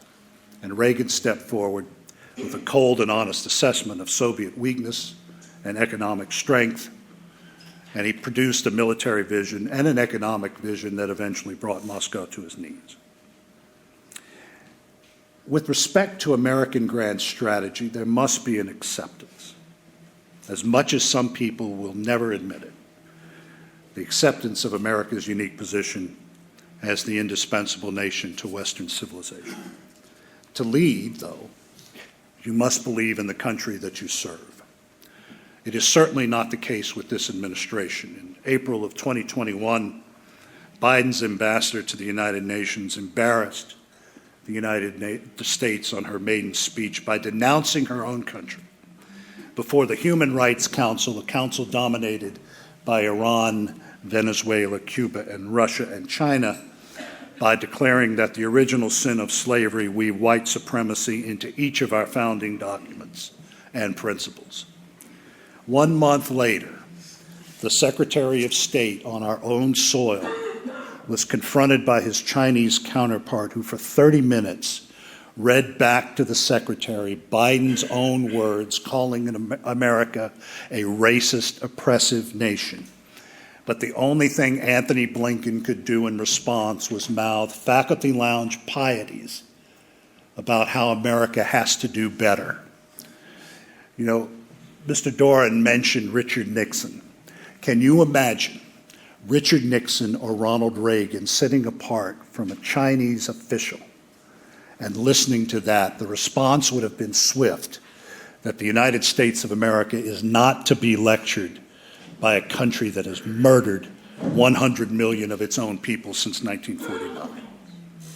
And if you don't believe that we are having a crisis of confidence, just a few months ago, a human rights commission in the District of Columbia, headed by the mayor of our capital city, issued a directive that calls for the removal of the Washington Monument and the Jefferson Memorial because they represent America at its worst. So, I mean, how can America cope with a rampant China and an Iran with its theocratic fanatics bent on the destruction of the state of Israel and spreading its hegemony throughout the Middle East and Africa, if the leaders of our country do not believe that the country is worth defending, even rhetorically? If they will not stand for a country grounded in the universal principles of human dignity and individual freedom, and a record as the one nation in the history of the world to offer a helping hand to all of the peoples of the world, including our enemies, where will they stand? I mean, even Emmanuel Macron warned Joe Biden to keep his woke presidency on the Washington side of the Atlantic. All of this means that America is now led by those who believe that they exist to manage national decline, or as Professor Ferruti said today, celebrate America's national retreat. In 1886, a young Theodore Roosevelt warned that no country will accomplish very much for the world at large unless it elevates itself. And the Rough Rider is turning over in his grave. So I will acknowledge the creeping of time. So I'll cut out a little bit more, but I'll finish with a few more, select more thoughts. The 20th century's lessons of deterrence, hard diplomacy, and military strength have been lost now, as you have learned in the last 2 days, in a miasma of woke multilateralism and performative diplomacy. How else can one explain the Biden administration's obsession with reviving the 2015 nuclear deal with Tehran, which the Ayatollahs view as a mere speed bump on their road to Persian hegemony at the crossroads of 3 continents? Today, China represents a more ominous long-term threat than Germany did 120 years ago. If we are to adjust to this reality, we must pivot as the British did. China is surrounded by nations with thousand-year memories of Chinese aggression and Chinese imperialism. In the last 60 years, China has fought wars with Vietnam, which it lost, and India. Those nations, as well as Australia, Japan, Singapore, New Zealand, Malaysia, and even the Philippines, are open to American support and investment to protect them from the new mandarins. Strengthening them weakens Beijing. Strengthening Ukraine and Israel also weakens Beijing. Hopefully, Western opinion is beginning to move against China, and the COVID disaster has accelerated that. China has now been added to NATO's agenda. In the Pacific, the focus must be on enhancing America's sovereignty and that of its partners. We have to increase air, space, and maritime operations and make China think first about its home waters. This also means making it easier for our partners to share and obtain military capabilities that they require. Sadly, the Biden administration does not understand this, and as it did not take them long to signal America's weakness in the Pacific. When I was in Japan last week, the Japanese were stunned that Biden unilaterally announced the removal and the decommissioning of 25 pre-positioning ships, ammunition for our vessels and for our Marine Corps in the Pacific. The same Biden attitude applies to the Middle East, where Arab states, via the Abraham Accords, facilitated by the Trump White House, buried age-old animosities toward Israel to stand together against the mullahs. Throwing away years of progress, the Biden White House signaled a return to the Obama era of appeasing Iran and its proxies, even to the point, as was just mentioned, of standing by as Iran launches attack after attack on American vessels and troops and shuts down the world's second busiest sea lanes. More importantly for Europe, the message is one of retreat. The Trump administration halted Russian aggression in Ukraine by providing Kiev with weapons to stop Putin's tanks, helicopters, and planes. The Biden administration unilaterally stopped the flow of these supplies and started sending Kiev helmets and meals ready to eat in the hope that Moscow would reciprocate. No grand strategy cannot guarantee the preservation of Western values and the security of our combined national interests. But developing a clear sense of strategic guidelines would signal to the world that America is engaged, that national decline is not our mindset. International relations are always riven with uncertainty, that goes without saying. But we need not consign ourselves to a fate of lurching reflexively from crisis to crisis with no large lodestar to guide our response.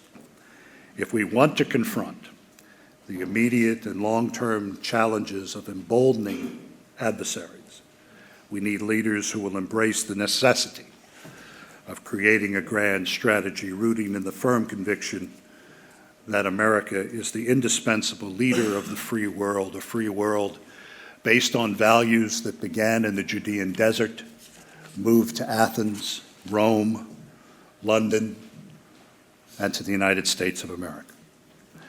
This is the hour of the West's maximum danger, when we should prepare for great power conflict. No one is in charge of the clattering train, and the malice of the wicked is reinforced by the weakness of the West. I thank you very much for your kindness and for inviting me to the capital of a nation that for over 1,000 years has stood in the breach and said stop to those forces that would destroy that inheritance of ours that began over 3,000 years ago when Abraham emerged from his tent and proclaimed a new way for mankind. Thank you very much for your courtesy, and God bless all.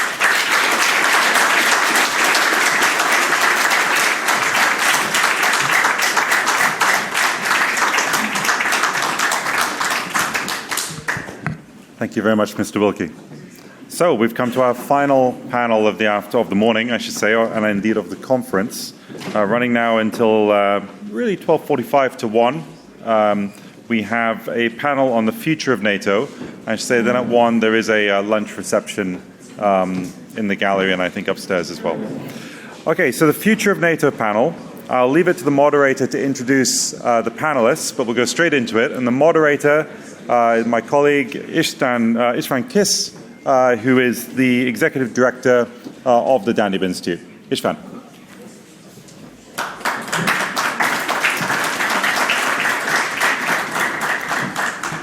Thank you, Callum. It's a great privilege to be with you on the second day of the conference. With further ado, I will quickly introduce the panel. First, it's going to go as the first panel today, so we'll have a longer keynote speech, 15 minutes from Antony Tata, who's a retired Brigadier General of the United States Army. He was also technically Undersecretary of Defense for Policy under Trump.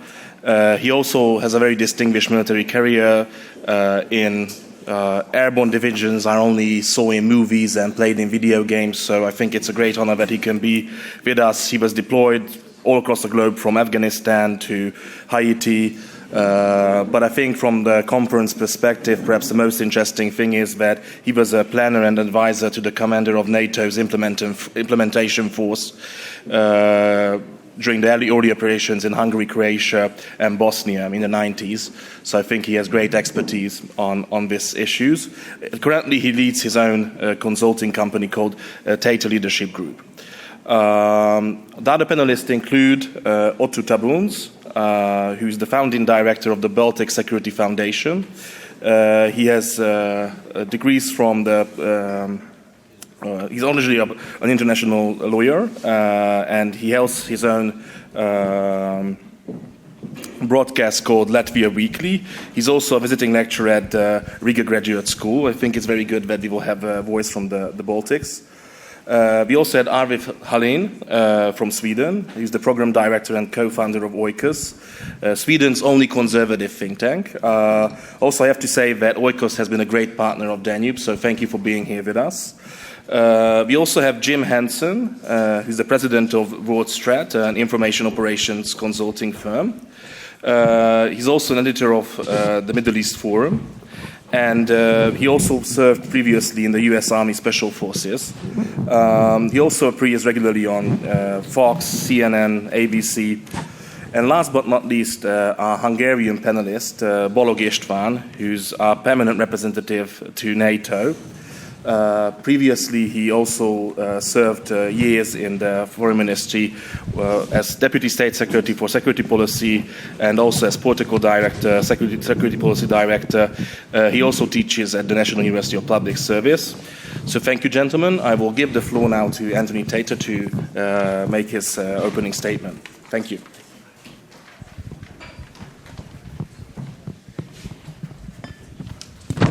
Well, Secretary Wilkie, thank you for wonderful opening remarks, great history lesson, and certainly very apropos to the conversation today.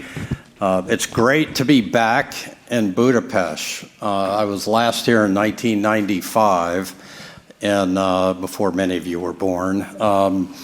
And I was a paratrooper in the 82nd Airborne Division working for Dave Petraeus. And I was his second in command in the 504th Parachute Infantry Regiment, and I get a phone call saying, Tata, they want you to go to 5th Corps in Germany and help them plan the movement to Tesar and Kaposvár, Hungary, into Croatia, into Bosnia. I had some experience as a planner of contingency operations in airborne units. So I get into Germany, and for a couple of months, October, November, and into December, we negotiate agreements with the Hungarian government.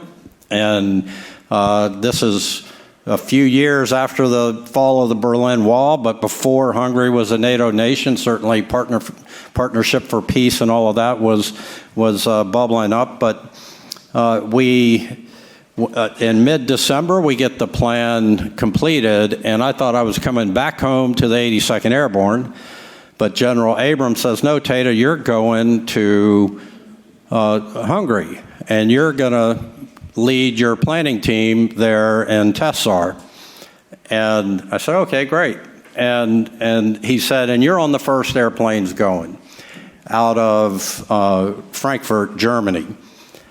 And so we wait, I take my team down there. We have 3 C-141s, no longer in the inventory, and a C-17, which was brand new. And we had the Corps support group that was supposed to be the advanced team to come into Hungary to begin to set up the intermediate staging base. And we go to the airfield, day one, it's fogged in throughout all of Tesar, Kapishvar. We can't get in to Tesar airfield, old MiG fighter base from the Soviet Union days. Day 2, can't get in. Day 3, can't get in. Day 4, the Air Force says, load the airplanes, we're flying. And we take off and we're circling over the Alps. It's a crystal clear day. The loadmaster of the airplane sees my 82nd Airborne patch, my maroon beret sticking out of my pocket, and he says, hey, sir, what are you doing here? We're a drop crew, airborne drop crew out of Charleston, South Carolina. And I said, hey, they just told me to come. You never know where the 82nd's going to be. And he calls up to the pilots and says, hey, we got a paratrooper on here. The pilots asked me to come up. I'm sitting in the cockpit, and they say, hey, sir, we're about bingo on gas. We're going to have to go around, but you're the senior guy on the airplane. What do you want to do? And I said, well, my last instructions were to go to Hungary from a 3-star general. Is there any airport open in Hungary? And they made some calls. Yeah, Budapest is open. So I said, well, let's go to Budapest. And I've got 4 airplanes doing donuts in the sky over the Alps. He said, all right. So we come in, 1 airplane, 2 airplane, 3 airplane, 4 airplane, landing up here at Budapest. And we get to the massive apron at the end of the runway, and there's polizei all around us. And the pilot, who was a captain in the Air Force, his phone starts going off, and it's the embassy. And the embassy says, put then Lieutenant Colonel Tata on the phone, and I answer, and it's the attaché. And he says, sir, Hungary is a former Warsaw Pact nation. Anything more than 3 airplanes landing is considered an invasion. You have invaded Hungary. And so I have returned, and I see no statue for me in the village square for having liberated Hungary. But so that's actually a true story. They treated us like kings. They got us out to as we were getting ready to roll. I see General Abrams C-12 land, and I go up to him. I'm like, hey, sir, come on down here, and we 4-hour drive or something like that out to Kapishvar and Tesar, and that was the beginning of the implementation force operation. And I tell that story because it's kind of chaotic, and as Secretary Wilkie referred to, there was a lot of chaos, specifically post the fall of Berlin Wall, trying to define America's role in that world. And when you think about the Dayton Peace Accords that led to trying to put some order around Bosnia, Herzegovina, Croatia, Serbia relations, not too far from here, obviously, and then subsequently Kosovo, where I deployed with my airborne brigade from the 101st and conducted stability operations there with the Kosovar Albanians and the Serbs and the Macedonians. It was very high adventure and more chaos, more trying to put a framework around that post the New World Order, post fall of the Berlin Wall. And then when I was in Kosovo with my brigade, Bush came to see us. It was 2001. And he said, Tata, we got to stop this nation building stuff. I'm flying around a helicopter with him. And I'm like, hey, sir, we're stopping a war in the middle of Europe, low economy of force and all that. 45 days later, 9/11 happens. And we subsequently embark on two of the largest nation-building operations in human history since the Marshall Plan. But so when I think of NATO, and certainly I served with as the executive officer to the commander of U.S. Army Europe, the stabilization force commander, I-4 commander, and then had a role in Kosovo, and having been enmeshed in NATO and understanding its importance, the shift post 9/11, first out-of-area operation to that scale with all nations involved, even Hungary, sent, I want to say about 100 troops to Afghanistan, has troops in the Bosnia and Kosovo operations as well, here, the host nation.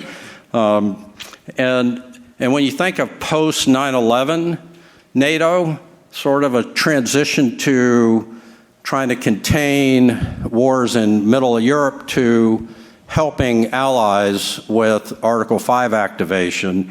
And then now when I think about it, it's sort of a post-Afghanistan NATO, because that was a out-of-area operation for 20 years that NATO helped America with largely.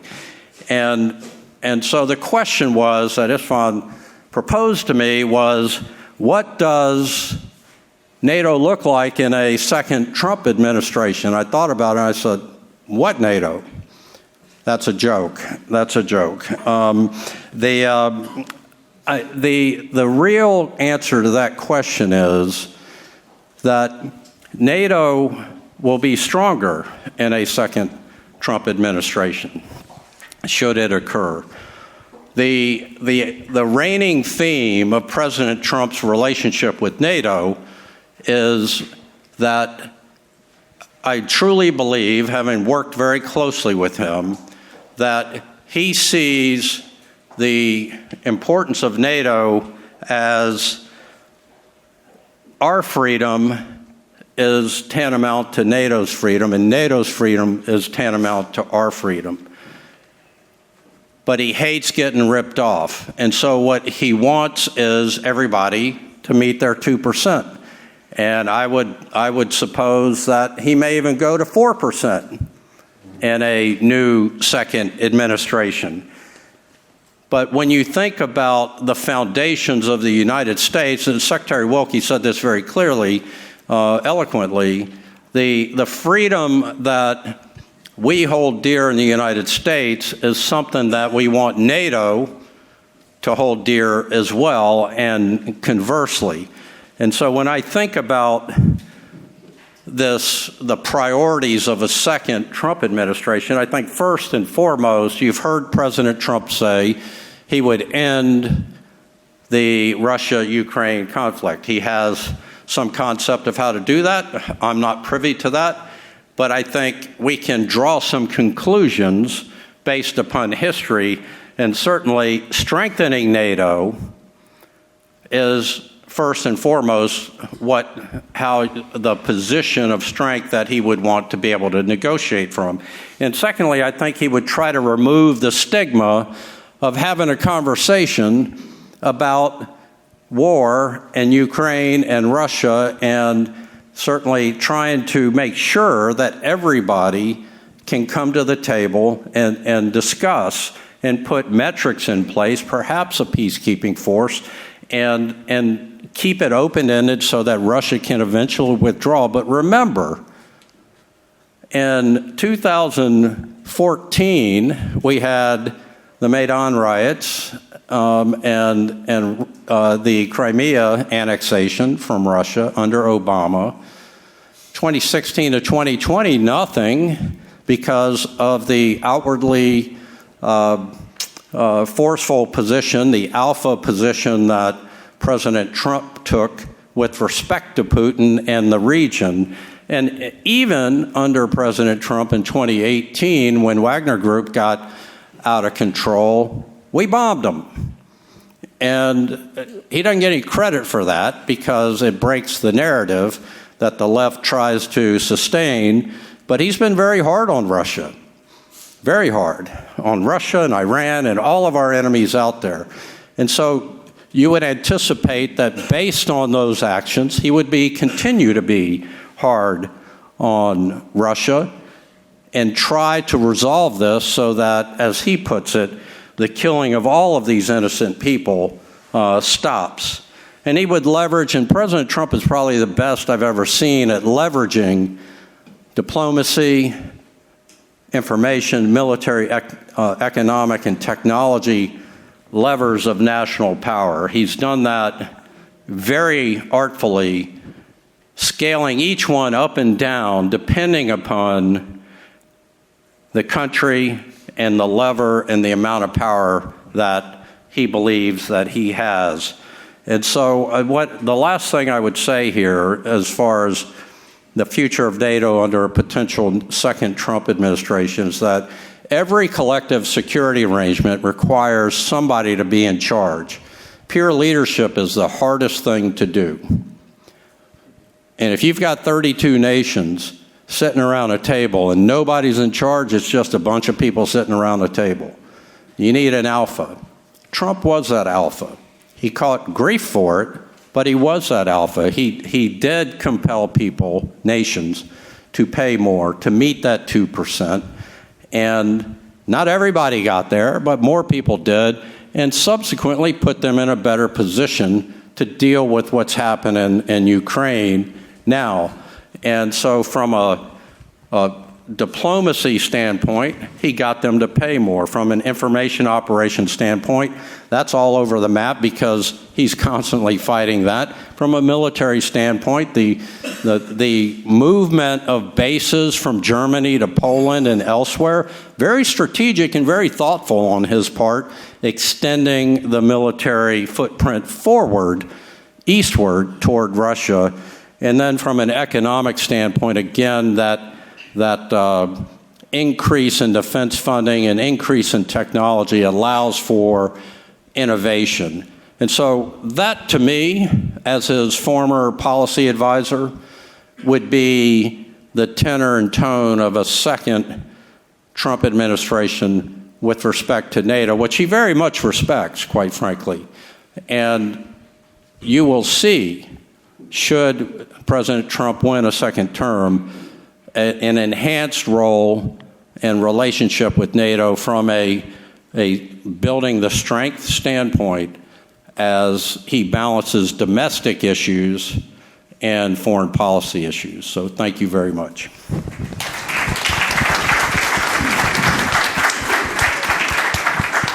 Thank you very much for that, Antony. It really brought back childhood memories because I'm from the county where the Tomasz air base was, so I remember as a child looking up at the sky and seeing the American planes going to Yugoslavia, actually, but still it brought back his childhood memories. And I fully agree with you. I think Trump would actually be far better for the future of NATO than what we have currently. Quick technical note, I'm not hearing it now, luckily, but in the previous session, you could sometimes hear this strange buzzing noise. Now, you don't have to be alarmed. That's not some protesters or some covert PSYOP operation. It's just the local county had the great decision that they will cut down some of the trees here which have been damaged by the storm. Actually, they are led by a leftist coalition, so who knows? But most likely it's not on purpose, and hopefully they finished. But if you hear that, you don't have to be alarmed. So now we will start the panel, and I would kindly ask Otto to make his remarks. Please try to keep it under 10 minutes if possible. Thank you.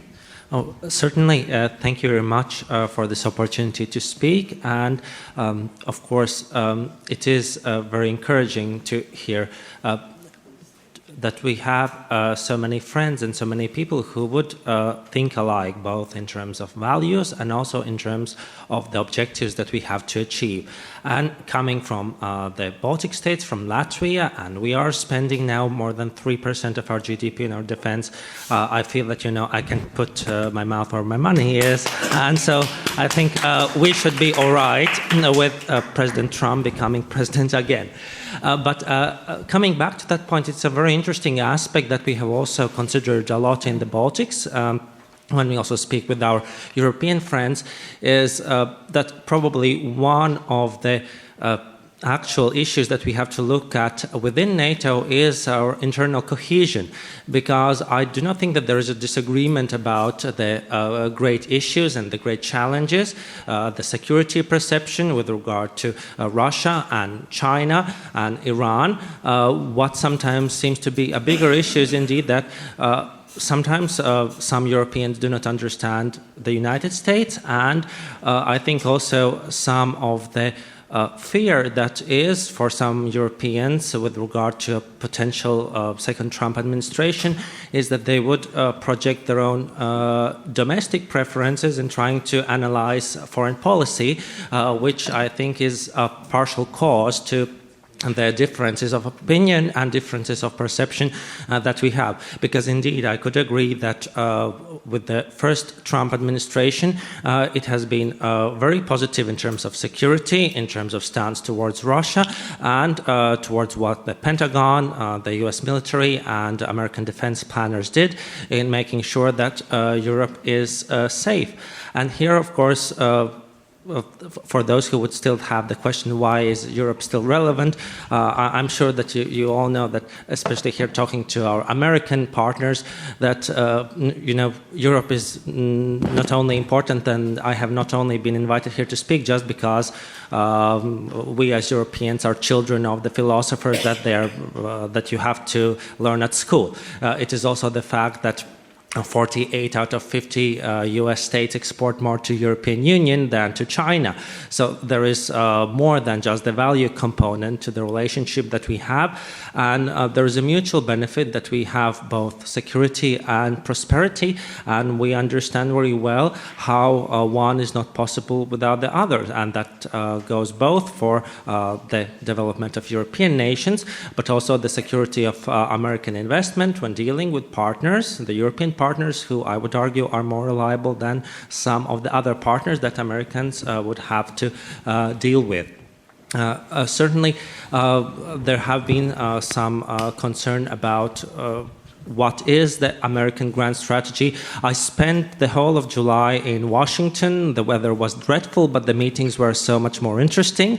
And indeed, it was the case. And I'm not sure to what extent it was the fact that I'm not an American, and to what extent it was the fact that that's really the case. There were not many answers to what American grand strategy is. What are those goals and what are those principles that would guide American position, so that indeed it would not be a reflexive response, but that it would also be something that would be a source of greater respect from other international players that would certainly have the United States in mind.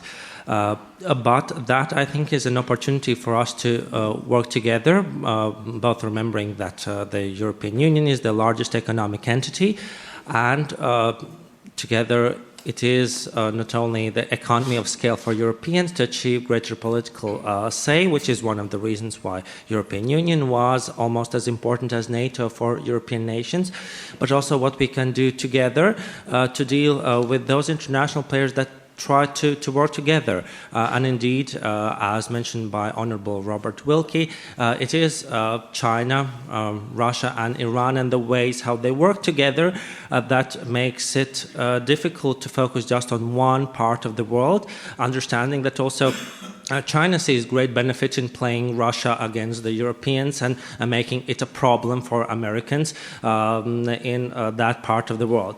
And the same is the game and the strategy of Iran for them to sustain their regime and at the same time find the opportunities of collaboration, either of exporting oil to China or exporting rockets to Russia, whatever it takes to also allow them to achieve their goals. And that is certainly an issue for our partners and also for ourselves. Just earlier this month, we had an Iranian-made drone fall in Latvia, in my country, which we may assume it just went astray from where it was targeted in Ukraine, so it crossed Latvia, across the Belarusian border, and it carried, so in the metric system it would be 50 kilograms, in the imperial system I think it would be approximately 100 pounds of explosives that it carried, and it was our luck that it fell down and ran out of fuel in an area that did not have a lot of people living in it, but it would be difficult without leadership that was mentioned, that we have to have, so that we do not have to accept that as a new reality, so that we do not have to accept these challenges to our values, to our security and individual safety. And certainly if there is strong American leadership, it will make a difference. We know that from our road back to independence, at the time when Soviet Union was much more stronger than Russia is today, it was the American pressure and also the Swedish pressure that made sure that Gorbachev did not roll tanks over people in Riga as well as they did in Vilnius. And we see what is happening now. There are many things that are a risk to us, and sometimes it takes this very strong leadership to prevent those dreadful scenarios from happening. And here we are sure that with American leadership we'll be able to contain that. Thank you. Thank you, Otto. It was very good to get a perspective from the eastern flank of NATO, and I think he was actually surprisingly positive, which I'm happy about, because we Hungarians can tend to be a bit gloomy about things. Now I would like to give the floor to Arvid. I think it's again very important that we have a voice from the newest member state of NATO. Sure. Do you mind if I take this down? Of course, please.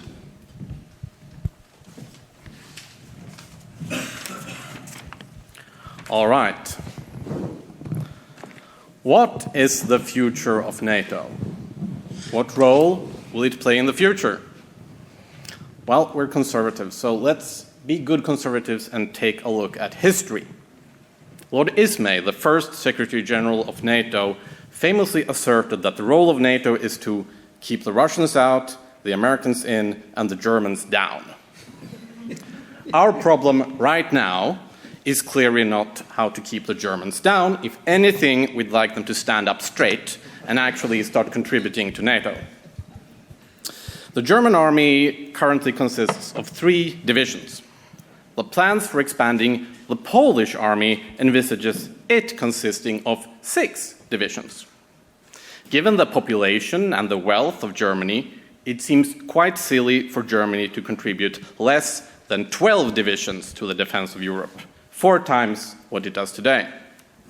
This might sound like a lot, but let's compare it to the size of the army of West Germany alone during the Cold War. In the 1980s, the Bundeswehr consisted of 12 army divisions with 36 combat brigades, and it had more than 7,000 tanks, infantry fighting vehicles, and armored personnel carriers. It had 1,000 combat aircraft and 18 surface-to-air missile battalions. A united and now much richer Germany can surely match that, if there is political will. Unfortunately, even though they've been talking about the Zeitenwende, that will is currently lacking. And I don't really know how we can change that. I'm open to any suggestions from you. So, what about the Russians? As far as I'm concerned, the job of NATO is the same now as it was then, to keep them out. Fortunately, this is not very hard, at least not in theory. The Russians are quite predictable.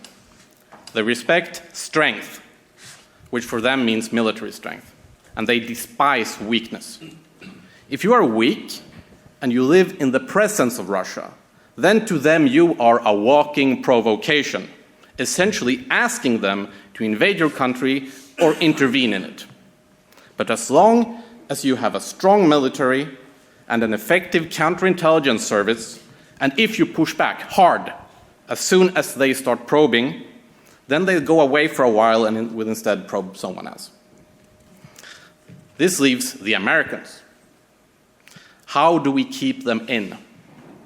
Here we have two problems. The first is China. No matter if you talk to Republicans or to Democrats, one of the few things they agree on is the threat from China, which they see as a far greater long-term threat to their country than Russia is, something they are probably right about. This might seem like a somewhat alien perspective to Europeans. China is far away and is seen mostly as a trading partner, while Russia is not only close but is also fighting a brutal war of aggression in our very backyard. But Russia has zero ability to challenge the US as the global hegemon, something China actually can. The second issue both Republicans and Democrats agree on is that Europe is freeloading on American defense spending. This is not a new thought. American presidents have said this for at least half a century. It is, unfortunately, also correct. European defense spending is still very low, even if it's rising, and even if most NATO members will soon achieve the 2% of GDP spending target, which should really be seen as a floor, not as a target. So, if Europeans want to keep the Americans in, this has got to change. As argued by Elbridge Colby, the former US Deputy Assistant Secretary of Defense, it just does not make any sense that Europe should be defended primarily by Americans and only supported by Europeans. It has got to be the other way around. The main burden of defending Europe, especially on the ground, should be borne by Europeans, with the US playing the supporting role.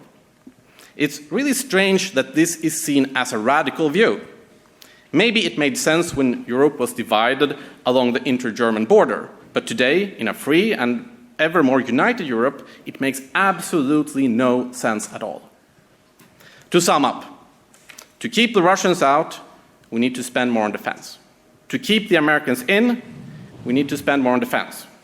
And it would be very, very helpful if this increased defense spending effort is led by the Germans, who really need to stop hunkering down and finally start standing up straight. Oh, and as Donald Trump likes to say, it doesn't really make much sense for the US to help defend Europe if Europeans keep insisting on paying Russia billions for importing natural gas, money which will in turn be spent on strengthening the Russian armed forces, which we're supposed to be defending ourselves against in the first place. That's it. Thank you for listening.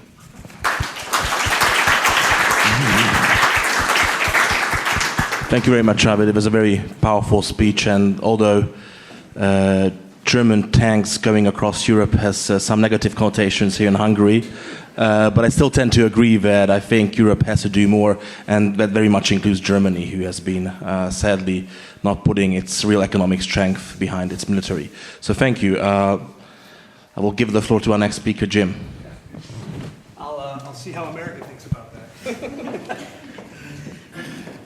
I would note that German tanks rolling across Europe right now is probably better than Russian ones. So if we got to choose, let's stick with them.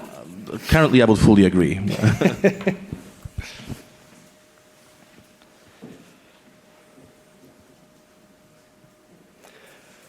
For NATO to have a future, we need to make a thorough examination of both the threat it is designed to counter, but also the members of the alliance it jointly protects. Now, the threat has been discussed, but the composition and comportment of the member states bears some discussion. Throughout most of the ostensibly free world, information is largely controlled by the political left. Conservatives and our values are smeared as anachronistic tools of oppression. This shows the power of propaganda and indoctrination. It's fair to even call it information warfare. It's being used extremely effectively against us. Well, in military parlance, it's time for us to return fire. And that's our freedom depends on it. My company, WorldStrat, conducts information operations in support of U.S. strategic interests. We also work on behalf of organizations and individuals who want to influence the narratives, good and bad, that affect them in the information space. This leads us to conduct significant analysis of the state of communications in most of the free world and the not-so-free world. We find the danger to anything worth calling free speech is massive. That's even more so, obviously, in the totalitarian states, but alarmingly so in the supposedly free Western states of Europe, and to be perfectly frank, in the United States as well. Now, when talking about NATO, Article 5 gets most of the attention. Obviously, mutual defense is a big thing, especially these days. Well, I want to focus a little bit on the underappreciated Article 2. It begins, the parties will contribute toward the further development of peaceful and friendly international relations by strengthening their free institutions. If free speech is the canary in the coal mine, then obviously strengthening free institutions is not happening. That was evidenced recently when an EU commissioner publicly threatened Elon Musk before he was going to conduct an interview with Donald Trump in an attempt to pre-censor that. Now, I guess the EU took care of Mr. Terry Breton, I'm sure I'm mispronouncing his name. He got what he deserved. But the fact that he felt comfortable speaking up and trying to shut down free speech by one U.S. citizen to a U.S. presidential candidate is shocking. Another example was a UK police commissioner threatened to extradite and jail U.S. citizens for online speech about issues in Britain. Now, I guess his memory is a little short about what happens when the Brits try to put their thumb down on us uppity colonials, because it didn't go too well the last time, and it wouldn't go well if they try it again. And yet, he felt perfectly comfortable with his thought police friends kicking in doors in England and hauling people out for Facebook posts, and then threatening people in the US for doing the same. There's considerable discussion in the US right now about entangling alliances and forever wars, especially among supporters of the hopeful and, I think, likely next US president. That includes whether the US should be involved in an alliance like NATO, especially if the purpose of that is protecting nations that often have more common cause with Klaus Schwab and the Davos crowd than they do with Americans in Des Moines or Green Bay, Wisconsin. I'm quite happy to be here in the company of people who believe in individual liberty and who understand national law and who know that our final appeal to authority is not to the state. As John Locke said, it is to heaven.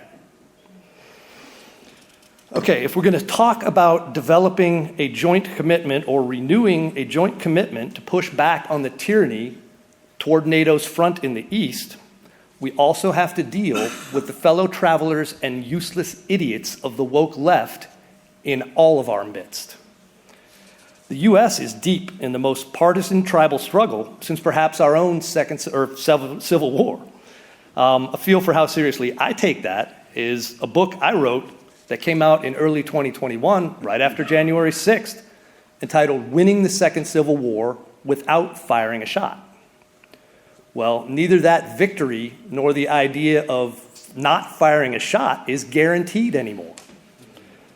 I still hope that's the case, but it bears a reminder to our own tyrannical statist wannabes that's dependent on their stopping their attempt to fundamentally transform the United States and far too many of the countries represented here into socialist crap holes. It's highly unlikely that the U.S. would withdraw from NATO regardless of the hyperbolic rhetoric of certain politicians. I think if there's going to be a renewed commitment, it will be much more acceptable if that is combined with a renewed commitment to free institutions, free speech, free trade, freedom for all my friends. Now, this is an uphill battle, as we in this room and our allies control far too few of the mechanisms and organizations that can affect these changes, especially the ones involved with information flow. The forces of statism and globalism own our information space. They've used it to create generations of global citizens. These people don't even know their own history and have been indoctrinated to believe that the creators of the remarkable societies they live in are actually oppressors. That's the power of information. Well, maybe we need to seize the means of production of information. Probably not the correct way to describe that, but we do need to find a competing narrative, one based on individual liberty and natural law that binds us together in this war that is no longer simply East versus West, but freedom versus tyranny. And that includes not just Vlad the Vicious, but the tyrants who are currently destroying our own countries from within. A NATO that redefines itself as a protector not just of Western countries, but of Western culture and values is a NATO that can have a future. We need to protect ourselves from the quasi-Marxist rot from within. That's an alliance with a future, and that's an alliance I'm willing to fight for. Thank you.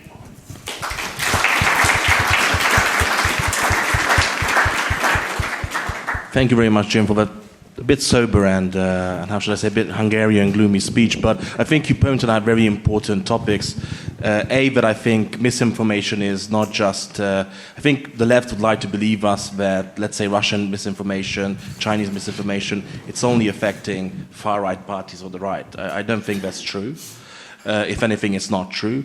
And also that we sadly have enemies in the inside as well. We do a lot of these events, and I always say that, yes, Russia is a threat, China is a threat, but I think it's almost as big of a threat, perhaps even a bigger threat, what we face at home with some of the crazy, rogue, communist people who want to destroy our societies. So thank you for bringing those up. Last but certainly not least, I would like to kindly ask István to bring in the Hungarian perspective.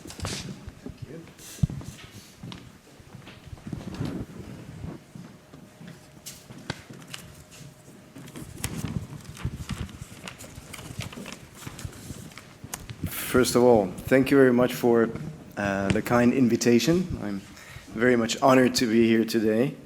And also being among such a distinguished group of speakers. I think it's great to engage in an exchange of thoughts about the future of NATO. Also, when we can consider the fact that NATO is now at 75, Hungary's accession to NATO is having its 25th anniversary this year. So I think this is the right moment to take stock of what happened in those 25 years, what happened in those 75 years, and also speak about the future of NATO, and also speak about the future of NATO within the context of a potential Trump comeback. And I will allude to some of what's already been stated by the previous speakers. Very interesting thoughts, and most of what I would actually identify with. Let me begin with a short take on my historic perspective, if you like, as an introduction. Then I'll come to speak about why I think NATO's future is secure, and what are the conditions of maintaining that, and then I'll conclude. Of course, I'll keep it under 10 minutes. So I think the answer to the dilemma that is implied by the description of our panel today is whether NATO will be a relevant organization in the future. And I would just like to point to the historic debate that's always been there about the future relevance of NATO and even the current status of NATO. Of course, I will say ahead that of course, NATO's future is secure. It will remain relevant. And I'll speak a little bit about what I think the factors are that actually guarantee that, and what are the conditions that we need to maintain that. Actually, if we go back in history, the very foundation of NATO stirred debates as to how long we need the alliance for. If you look at one of the articles of the founding treaty, the Washington Treaty, there is one that says that the deal is only struck for 10 years. Now, that was because there was a huge debate in the United States whether this is an alliance that will restrain the sovereignty of the United States and for how long the US is needed for protecting Europe. Back in the 1990s, ended the Cold War. Do we need NATO? It was a Cold War institution. And then we started speaking about various cooperative terrains, such as arms control, disarmament, non-proliferation. And that started up conversations with the partners of the alliance that led to the establishment of the Partnership for Peace policy that is essentially at the core of the partnership policies of NATO to this very day. Then we had the Yugoslav wars. Clearly, the debate on whether we need NATO or not ended there because NATO clearly found itself to be a very useful tool. Engagement in the Balkans. And then we had 9/11, Article 5, as it's been pointed out beforehand. We've had this ebb and flow and swinging between focusing on collective defense and focusing on expeditionary operations. And this is how we come to 2014 and 2022. There is an increasing refocus on collective defense and deterrence. There's been a lot of talk about the first Trump presidency's attitude towards NATO. I think he's always been right in saying membership comes with commitments and responsibilities. And if you're a member of the club, you need to follow the rules of the club, and you need to keep your promises that you made when you joined. So I don't think we should be surprised or offended by his calls to keep spending more. And obviously NATO has to do more for fair burden sharing and also to demonstrate to US citizens and the US people as a whole NATO's utility.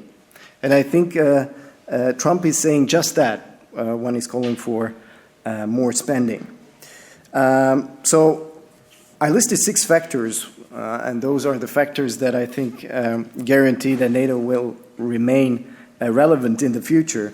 But I think the number one factor is political influence and military power.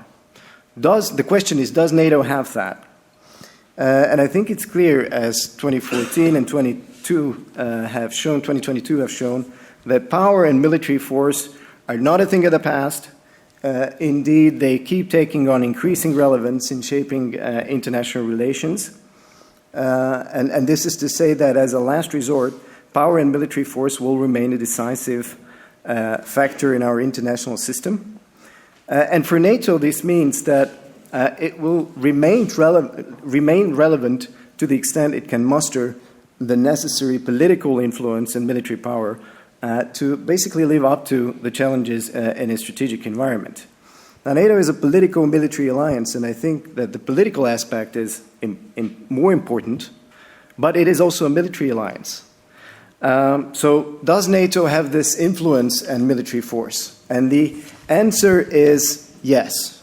And when I speak about the political component, I think over there, of course, I think it could do better in terms of influencing its own strategic environment.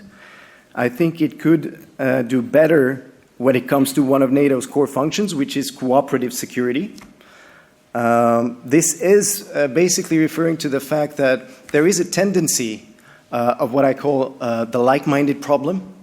It is increasingly the practice of only engaging closely with partners that are like-minded in terms of our values. And I think we should give that up. We should be more pragmatic.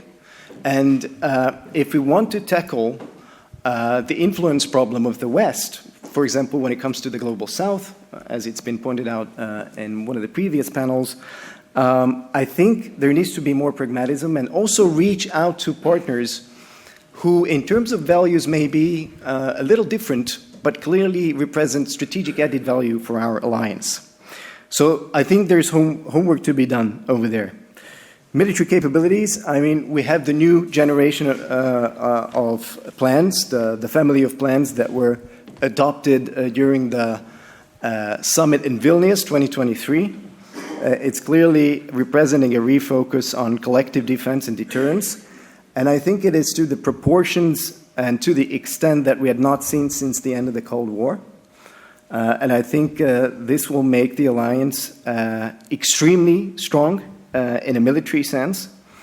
It means that we will have the C2 command and control arrangements and logistics and supply chains that are necessary for making NATO that much more stronger and make it live up to the strategic challenges in its environment. Also, strong engagement with the military industry. That is also a very hot topic. And increasingly focusing on what we call EDTs, emerging disruptive challenges. 2%. Also, I think the debate on that is very important. We now have 23 allies who are spending 2% or above that. So the tendency is positive. I think that's also due to the contribution by the Trump presidency, clearly. And I think if we have a Trump presidency, I think we're going to start debating about spending more, as it's been referred to by General Tata, I think. And I fully agree with that. And Hungary is ready to have that conversation, obviously. So in terms of political influence and military capabilities, yes, in the political influence field, clearly, I think NATO qualifies in terms of remaining relevant. There's some homework to be done there. And in terms of the military capabilities, yes, clearly the answer is yes. NATO has the necessary means to remain relevant for the future. Second argument, and I call this the demand-driven approach. There is clearly demand for the product NATO has to offer, which is collective defense and deterrence, as the challenges are manifold. Threats from its neighborhood, east and south, illegal migration, terrorism. So the product that NATO is offering is clearly attractive.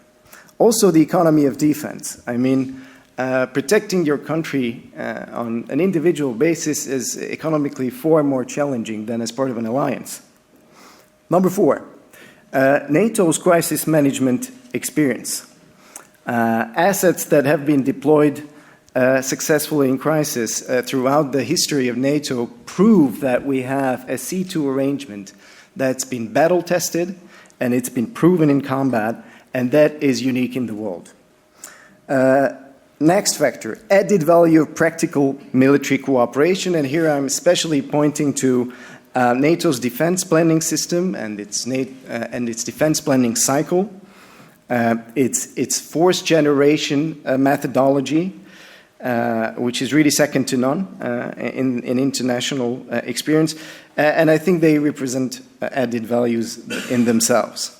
Finally, a focus on adaptation. If you do not adjust, you will not remain relevant for the future, obviously. NATO is very much investing into that. We have Allied Command Transformation in Norfolk, which is focusing, among other things, on the future warfare. So there's enormous amount of investment going into this topic. So I think the final balance is positive, but I think there's one very important condition that we need in order to make all of this happen, keeping NATO relevant for the future.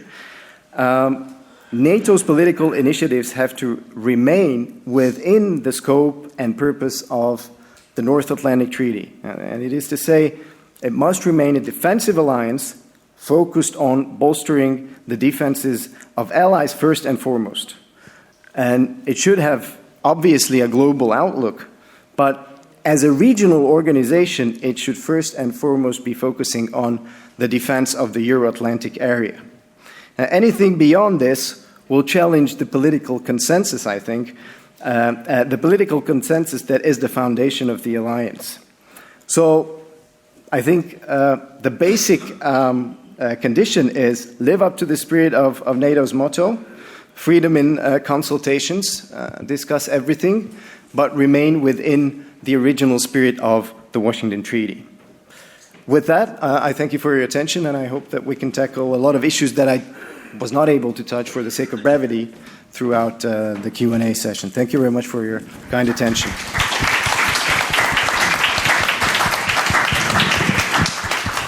Thank you very much, István, for that very down-to-earth presentation. I think you again hit it on very important points.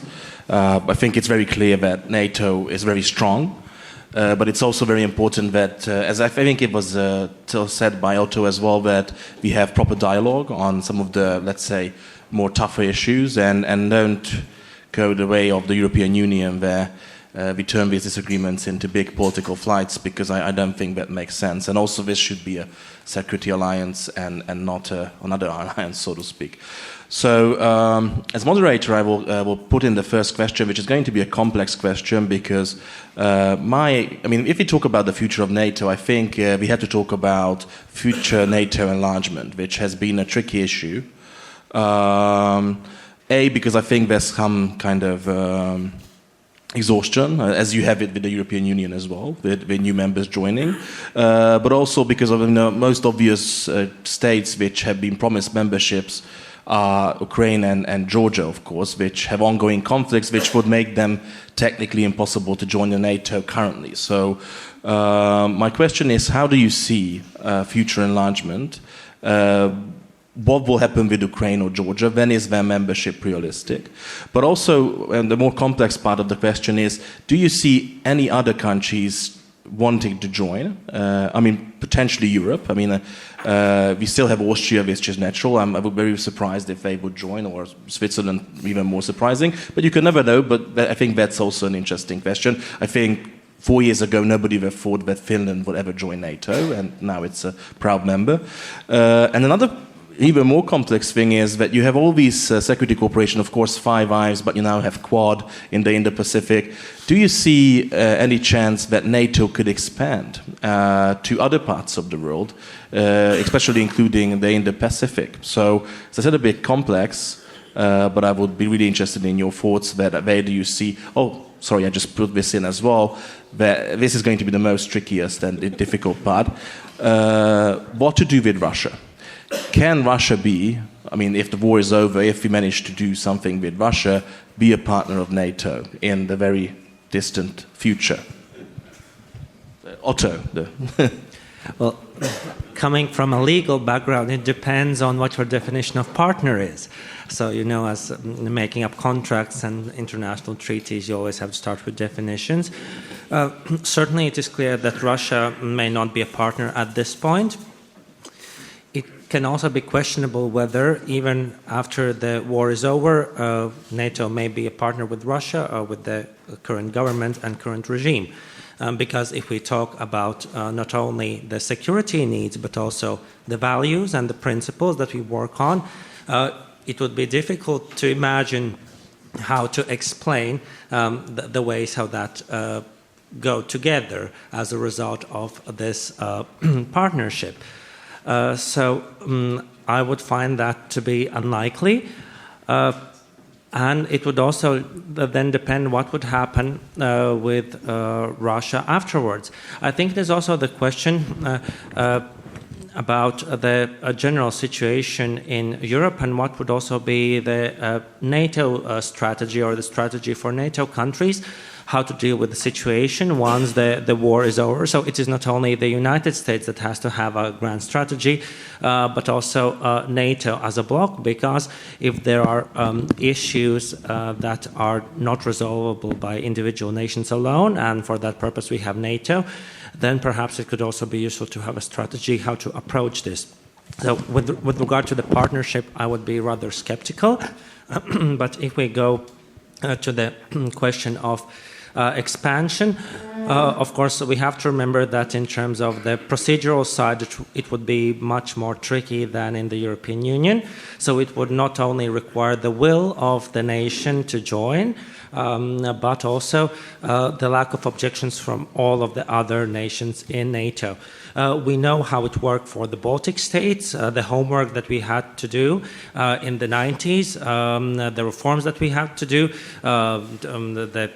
all the security procedures, so that we, as a formerly occupied Soviet area, would be now a NATO component.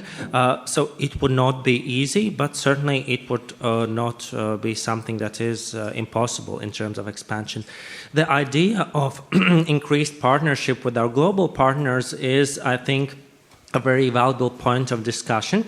And that is also something that the European nations can have together with the United States in the way how to address the pivot in terms of focusing on China, and the way what would be the best way how to cooperate with Japan, with South Korea, with the Philippines, whether that would be, a sort of a replica of NATO in the Pacific, or what would be the cooperation between NATO and those arrangements.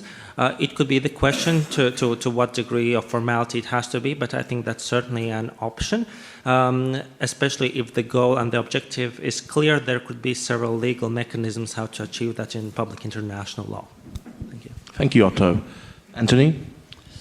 Yeah, so war, as Clausewitz said, is politics by another means, right? So in the context of the Ukraine-Russia situation, I do believe, and I would advise a future President Trump that, as he's already stated, we need to resolve this conflict. And when you look at all of the options on the table with respect to NATO and with respect to building a framework for peace, I think that we should not limit the conversation to future membership or whatever. Not that Russia would or Ukraine would be future members, but certainly finding a way to peace should include creative thinking with respect to how NATO nations come together in a cohesive way, and not in a dogmatic way, not in a way that all Russia's bad, all Ukraine's good. That may be the case, I don't know, but usually it's not. And so find a path forward using the ingenuity of 32 member nations, using the technology, the financial resources, and so forth. So from a path forward, and I talk about that because that's the governing topic right now in NATO, is Ukraine, Russia, and how do we prevent Russia from moving beyond Ukraine, if indeed it has intentions to. So that's one thing that I would say, and I think when you think about expanding NATO, how big is too big? What is just right? Are more countries a good thing, or the last two editions were fast-tracked because it gave the appearance and added to the gravitas, or at least the appearance of adding to the gravitas of NATO in view of the Russia situation. So do we allow the current situation to govern and bypass longstanding processes and traditions in the name of expediency based upon what the perceived threat is? And so there's a lot of talent in these nations, a lot of great people, as you're seeing up here, that can bring ideas and thoughts to bear. And if we're going to expand, we need to think our way through, and what's the contributing nature of the new member, and what are they going to pay their fair share? Are they going to commit to the free ideas and so forth? So that would be my free association on that. Thank you. Great. I think it was very, again, down to earth. Arvid, please. Yeah, regarding NATO and the role it can contribute in the Asia-Pacific region, I think it can't really contribute in any good direct way. But what we can do is that we can do more in Europe. Look, every submarine a European NATO member puts into the Atlantic, the Americans can move one of their submarines from the Atlantic to the Pacific. And I think there's probably no better tool than American nuclear-powered attack submarines to deter the Chinese from making trouble. Regarding NATO expansion, I'm sure there are a bunch of countries which could join as long as they would pay the dues. Countries like Austria, Switzerland, Ireland, but they don't want to join. So that's kind of beside the point. And then I thought it was a very interesting question about Russia as a future NATO member. Obviously, that's not something that's going to happen anytime soon. But I think even if we imagine that this war ends and then there are reparations and what have you, I think a more fundamental problem is that being in NATO, being in what we could call the European or transatlantic security order, kind of means that you're saying, even though I might have a conflict with another member of the alliance, I will never ever use military tools to try to resolve this conflict. Sweden will never attack Denmark, you know. Britain won't attack France. I don't think neither the Russian elite or actually the Russian people is ready to abandon the tool of military intervention in neighboring countries. I think they still have this forceful imperialist mindset, and they have to get rid of that, the same way the Germans got rid of it after World War II, before Russia can actually even start considering such a thing as NATO membership. Thank you, Arvid. I think it was very true what you said. But again, I mean, these things can happen. I don't think anybody thought that, let's say, Albania would ever be a NATO member, and it's now a proud member. And again, what you said, I don't think in, let's say, 1945 or even 6, people would have thought that Germany and France are going to be great partners. So, I mean, let's see. But I will give it to Jim now. I guess my first question is, if we let Russia in NATO, who's the bad guy? I can still think of some others. We could find, all right, as long as we got You somebody. self-actualized. Right, something. I think that the problem with looking at Russia, NATO, Ukraine, and all of these things right now is Russia's an imperial nation. They always have been. It's the mindset. The problem with trying to end the Ukraine war now is Putin sees himself as one of the great men of Russia. Vlad the Vicious alongside, Peter the Great, Ivan the Terrible. And he's not the kind of guy who's going to take a loss to Ukraine. That's just, it's not in his mindset. And that's what scares me, is the fact that if he has to think about the history books, he'd rather be in the history books as the guy who escalated that war into something nobody wants, rather than the guy who took a loss to a stand-up comic who now runs the country next door to him.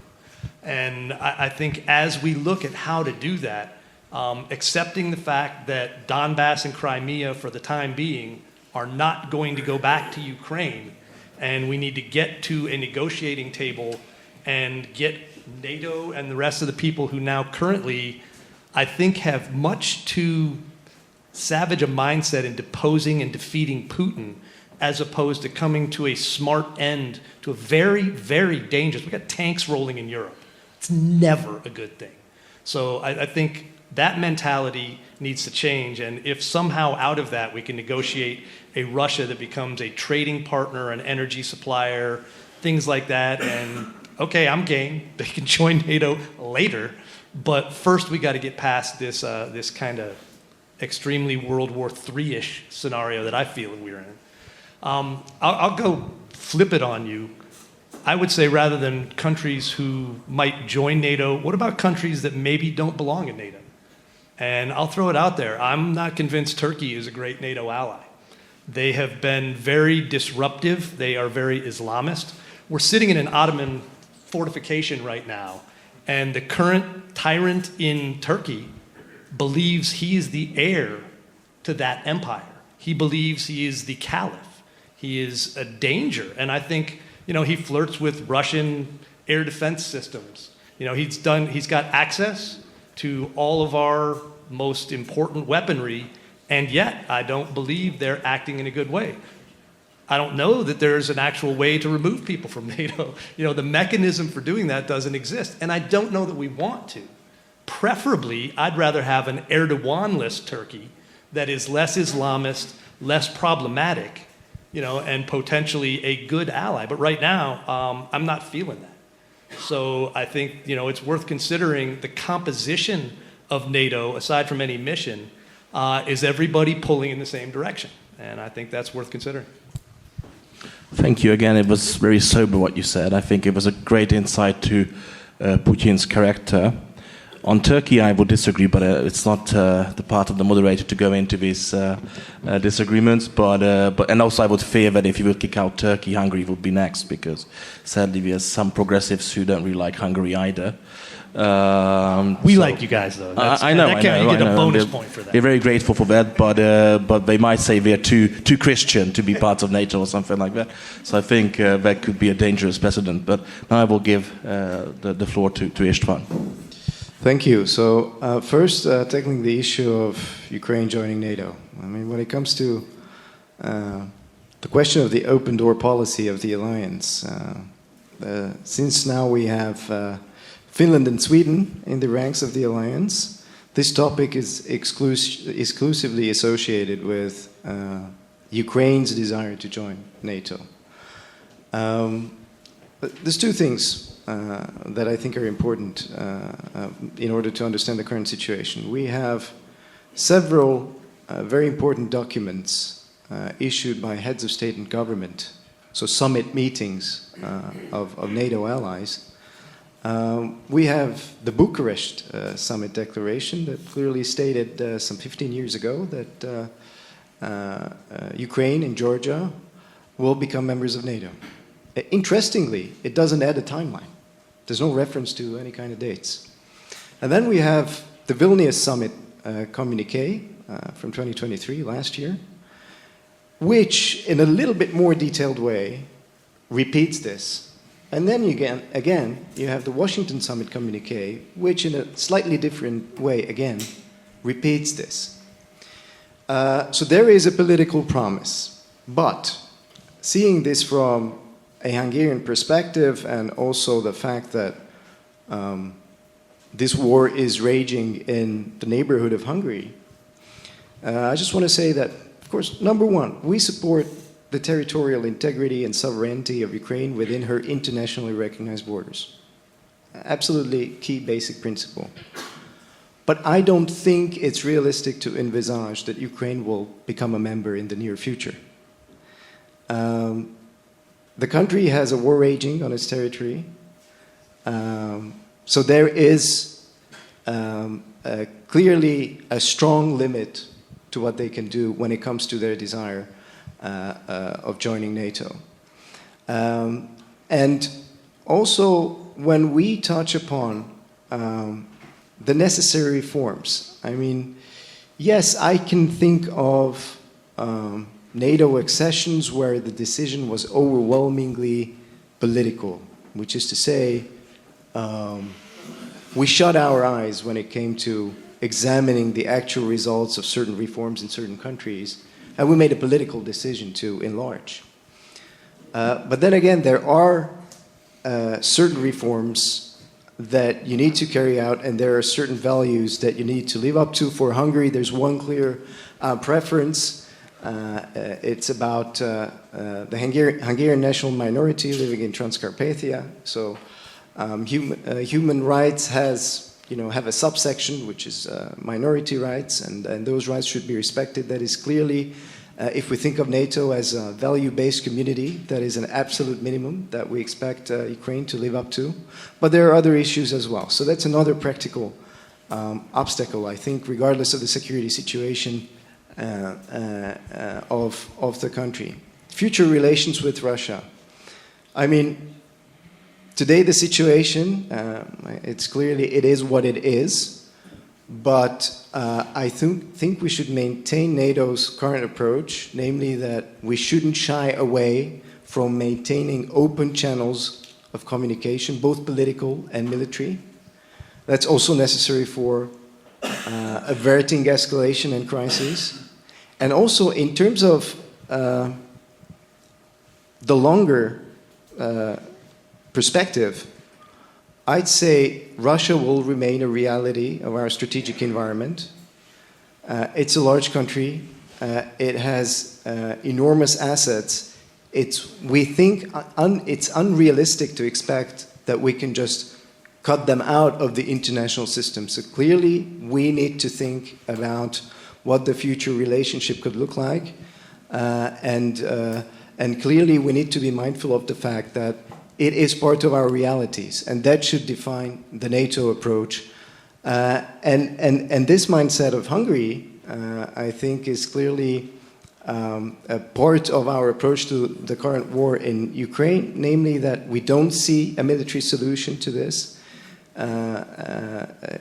because of the very strategic realities that I mentioned.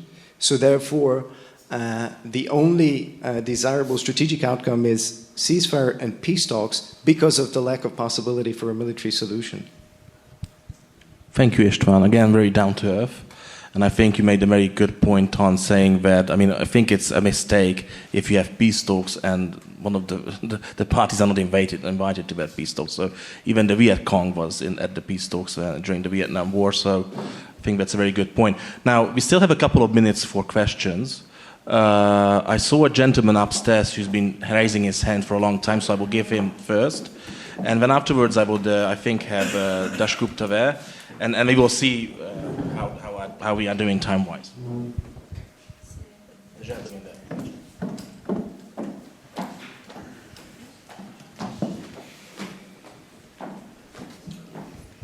Thank you.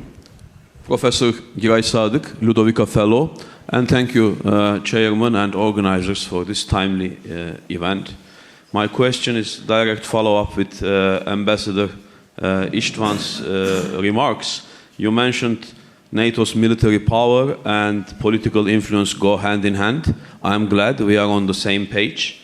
I only have one thing to add: alliance coherence, which is very important. There is American saying of united we stand, divided we fall. That's also true for NATO, and that is very important. And NATO is consensus-based organization, touching also to Jim's.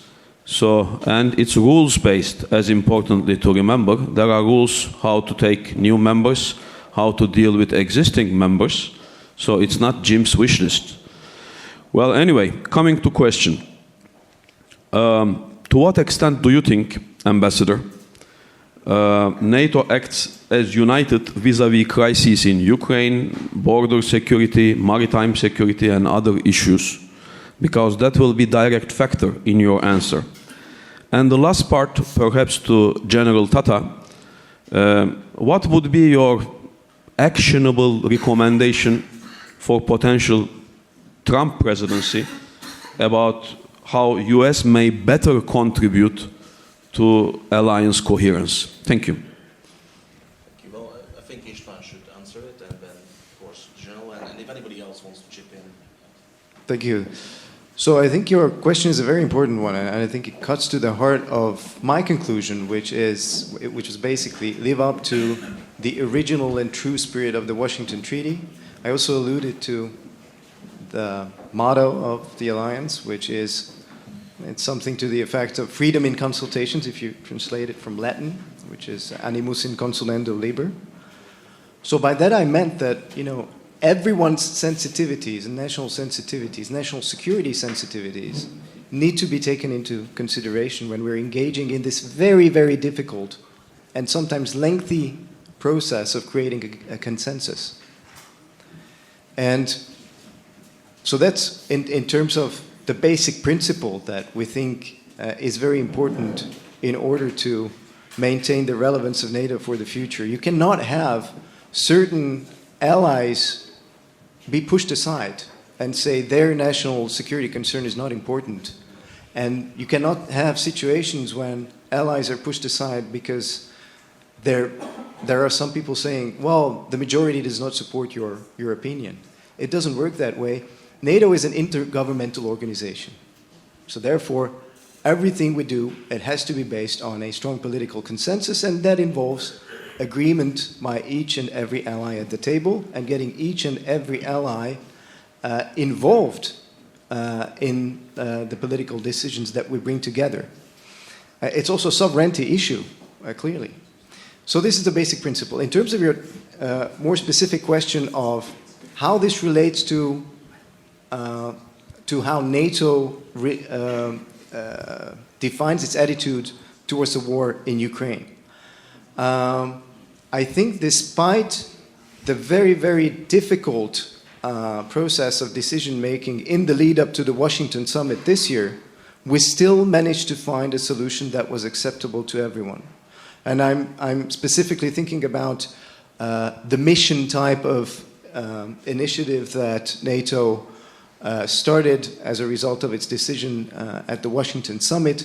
It's called NSATU, the engagement that assists Ukraine with the coordination of lethal and non-lethal weapons. And as you will know, Hungary, because of its national security sensitivities, decided not to participate. And there were a lot of questions as to how we would do that, but I think instrumental to this was Secretary General Stoltenberg's approach, who was very constructive on this. And so therefore we could strike a deal in a manner that didn't harm our ability to bring a consensual decision, which is to say, we said, okay, we'll not be part of this because it crosses our red lines, but we'll not stop you from doing it. Therefore, we accepted the communiqué of the Washington summit, and we were part of the consensus, but then again, we will not be participating in this particular engagement. This means we're not sending people, and we're not contributing financially. But then again, it's been said every now and then by the Hungarian political leadership that, of course, this is a one-off. We continue to live up to our commitments as NATO members and continue to remain reliable allies and implementing NATO policies of Hungary in a manner that corresponds with this basic statement. Thank you. Can you repeat what the question was, Ishan? Actionable suggestions to the next Trump administration. Actionable suggestions to the next Trump administration relative to NATO? Relative to NATO and making NATO more coherent. Relative to alliance coherence, more cohesive. More coherent.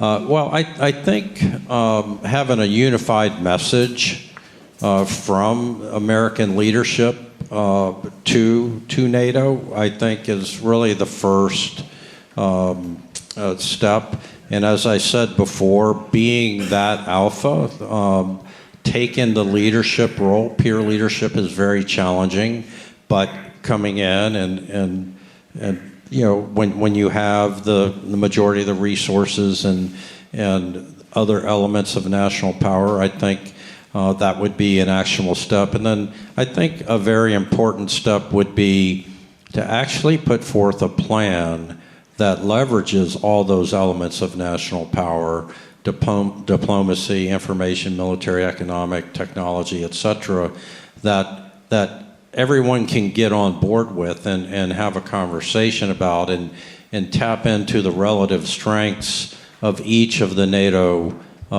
countries that can help in a unified vision, not only in defeating Russia, but in strengthening NATO to make sure that we send a very clear message, not just to Russia, but to the world. And the comment earlier about the ability to tie down U.S. forces in the Middle East and prevent massing of naval forces against China in the West, there's got to be that extraordinary thinking beyond just the European theater of operations. I know that when I was the undersecretary performing those duties, we had with Great Britain a joint naval exercise that went all the way over into the Pacific. and it made several ports of call along the way, India and so forth, and it was a great way to show that flag of NATO nations doing a joint military exercise all the way in the Pacific. And so leveraging the strengths, having a vision, and being that peer leader, I think, are the three things that I would say are key. Please, Jim, if you want to chip in. I'd also say that I think Donald Trump sees himself as the great deal maker. And the Soviet Union was an obvious global threat. It was a clash of civilizations. It was, the global Comintern against freedom. And I don't think Russia represents that, even under Putin. And I understand that it's easy for me to say that. They're not rolling tanks on Washington, all right? But I think he showed the weakness of the Russian expeditionary capability when in the immediate attempt to take Ukraine, they couldn't even get to Kiev.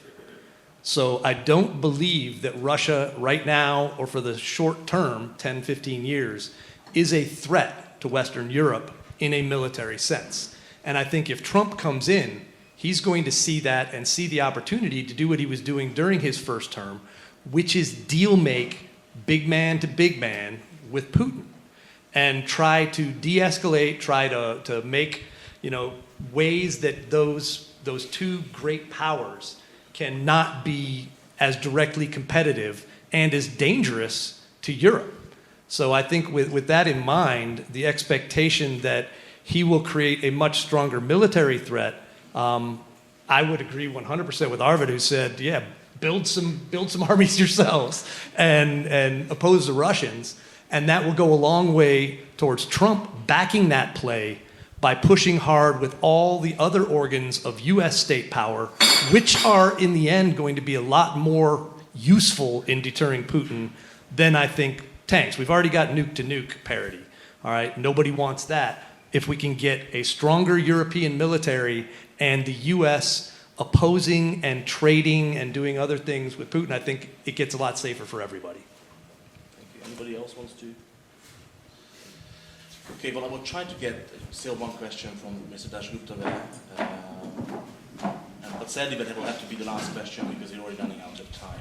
Yeah, this is a question addressed to anyone who wants to answer that. We've spoken about the challenges which NATO faces in accommodating different cultural and political impulses, even within Europe, at this particular point.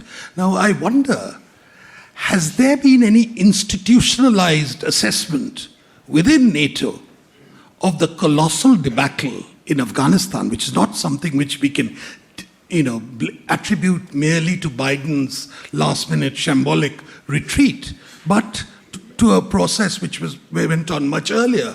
And it was marked, I had the privilege or misfortune of watching that whole scenario unfold. And it was marked by, ridiculous things like the Germans believing their priority was to set up police stations with a lot of stuffed teddy bears.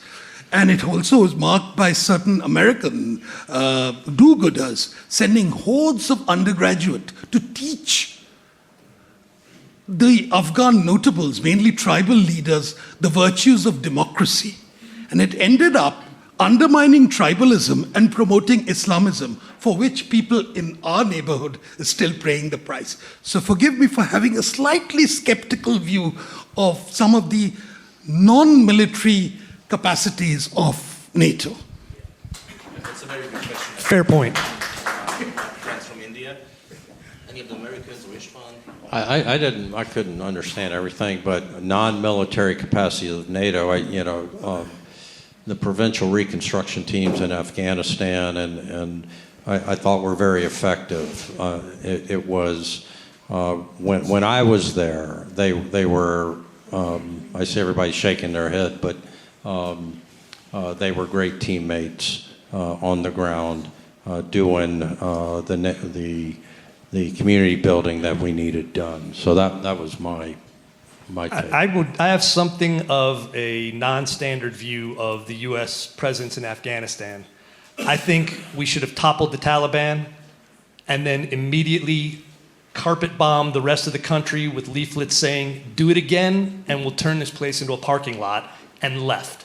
Because there was nothing to be accomplished there that we tried to do. We were not going to build a Jeffersonian democracy. We did destroy the tribal order by paying the wrong people and injecting a lot of money that went in all kinds of bad places.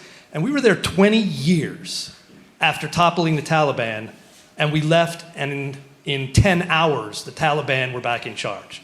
I think it was one of the greatest failures of US modern military history. I think we failed to learn the same lesson year after year and kept staying because we didn't want to accept the fact that we couldn't win that war. Yeah, so I agree with that.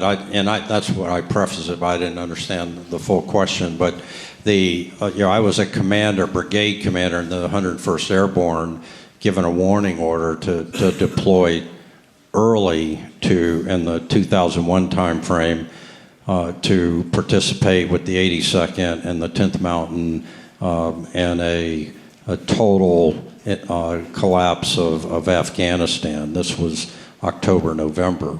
I was all in on that plan. And it didn't happen because there were some people that thought with a couple of Special Forces A teams and some Air Force, you could chase them into Pakistan and then focus on Iraq. It became very clear when we didn't deploy, and I was told in January 2002 to get ready to go to Iraq, that the White House was more focused on doing that than doing anything in Afghanistan right. We should have done exactly what was just said, and kill, capture bin Laden, destroy Al-Qaeda, and get the hell out of Dodge. Just a very brief response. I agree with the basic implication of your question. I think it is a debacle. And on the specific question of has there been any sort of stock taking, yes, there has been. Of course, this doesn't take away from the fact that so many allies invested dearly into Afghanistan, including Turkey. So I also wanted to reinforce the message that Turkey is an absolutely a valuable ally. But Hungary has been doing this as well, alongside most of the allies in Afghanistan. But yes, it's not the alliance's finest moment. I agree with you. I'm not sure if any of the other two gentlemen. Well, I can just say that I agree fully with the gentleman on both sides of me. Sweden had troops in Mazar-e-Sharif for 15 years or something. And I'm sure they did good and useful things, and the troops fought bravely and so on and so forth. But the entire idea of being in Afghanistan was wrong, because somehow we had a massive mission creep and decided that the mission is to stop Afghanistan from being Afghanistan. It doesn't work. Yeah. I could mention, thank you, Brigadier General Tata, for bringing up the provincial reconstruction effort. There was an interesting story that I would like to bring up from Latvia, because one of my colleagues at the Baltic Security Foundation was involved with that. And there was a particular project that Latvia supported, as a result of which water pumping facilities were provided in a village in Afghanistan. And whereas the project was successful, it was not very long after that sabotaged by some of the local people. And afterwards it was explained that for some of the people, specifically women who before that had to go to a distant place from the village to get the water and then come back, the installation of water facilities prevented the only chance for them to speak among themselves without the presence of men. And that perhaps was one of the reasons why this water facility was sabotaged as a result. So paradoxically. And whereas the intention, of course, was good and the result was efficient, it, I think, is just one of the lessons for NATO to try to understand the difference between those cases where we would cooperate with partners that would like our help and to cooperate with some others that would perhaps use it as a possibility for profiteering, such as the subcontractors who could have explained that beforehand, instead of letting it go ahead, receiving our money and then letting someone else to sabotage it. So we know where some of the good intentions may lead us to. Hopefully this will be a useful lesson learned, as indeed NATO is standing for the values, not only in speaking, but also in activities like these. Thank you. The law of unintended consequences gets a vote. Sadly, we're out of time, so please join me in thanking the panel. I think we had a very good discussion.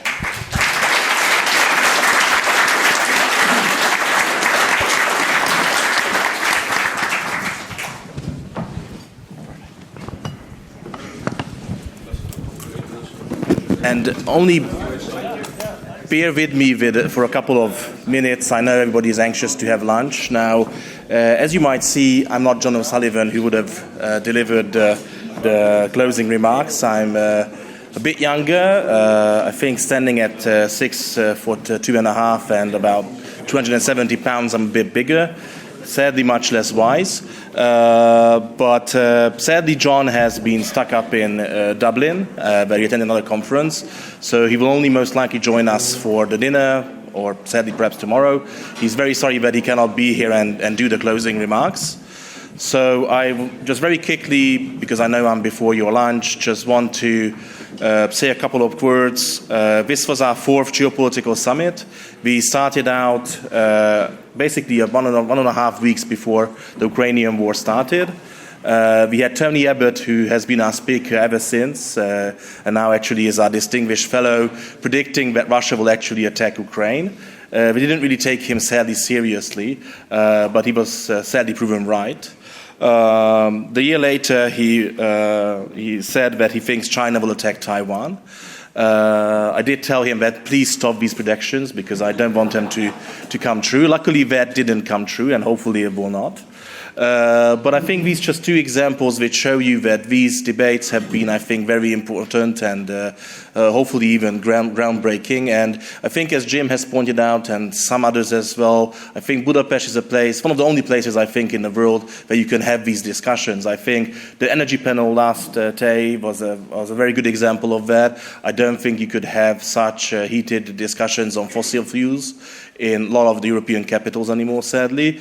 So I just want to let you know that Danube is very committed in having these discussions.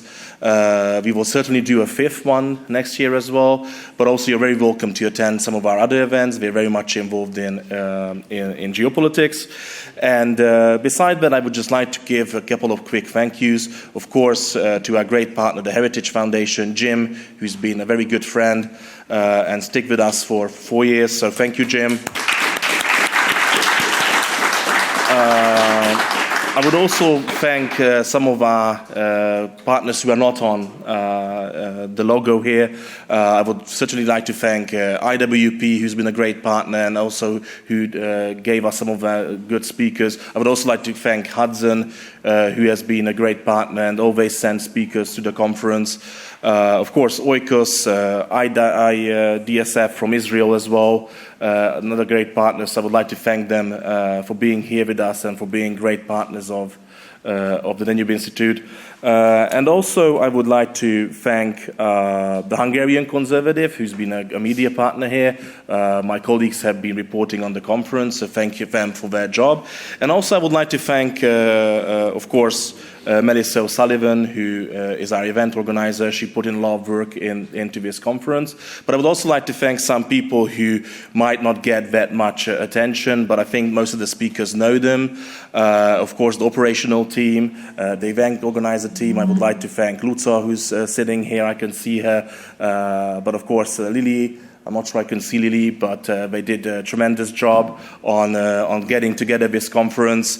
Also the communications team, Katalin, Loretta, and others working with them did tremendous jobs here. So I just want to thank my colleagues, because if I wouldn't be here, most likely we'll still have this event. I'm not sure if they wouldn't be here, that you would still have this event. So please let me thank all the partners, all the people for their support. I wish you bon appetit, a nice lunch, and hope to see you at one of our next events, or worst case scenario at the 5th Geopolitical Summit. Thank you.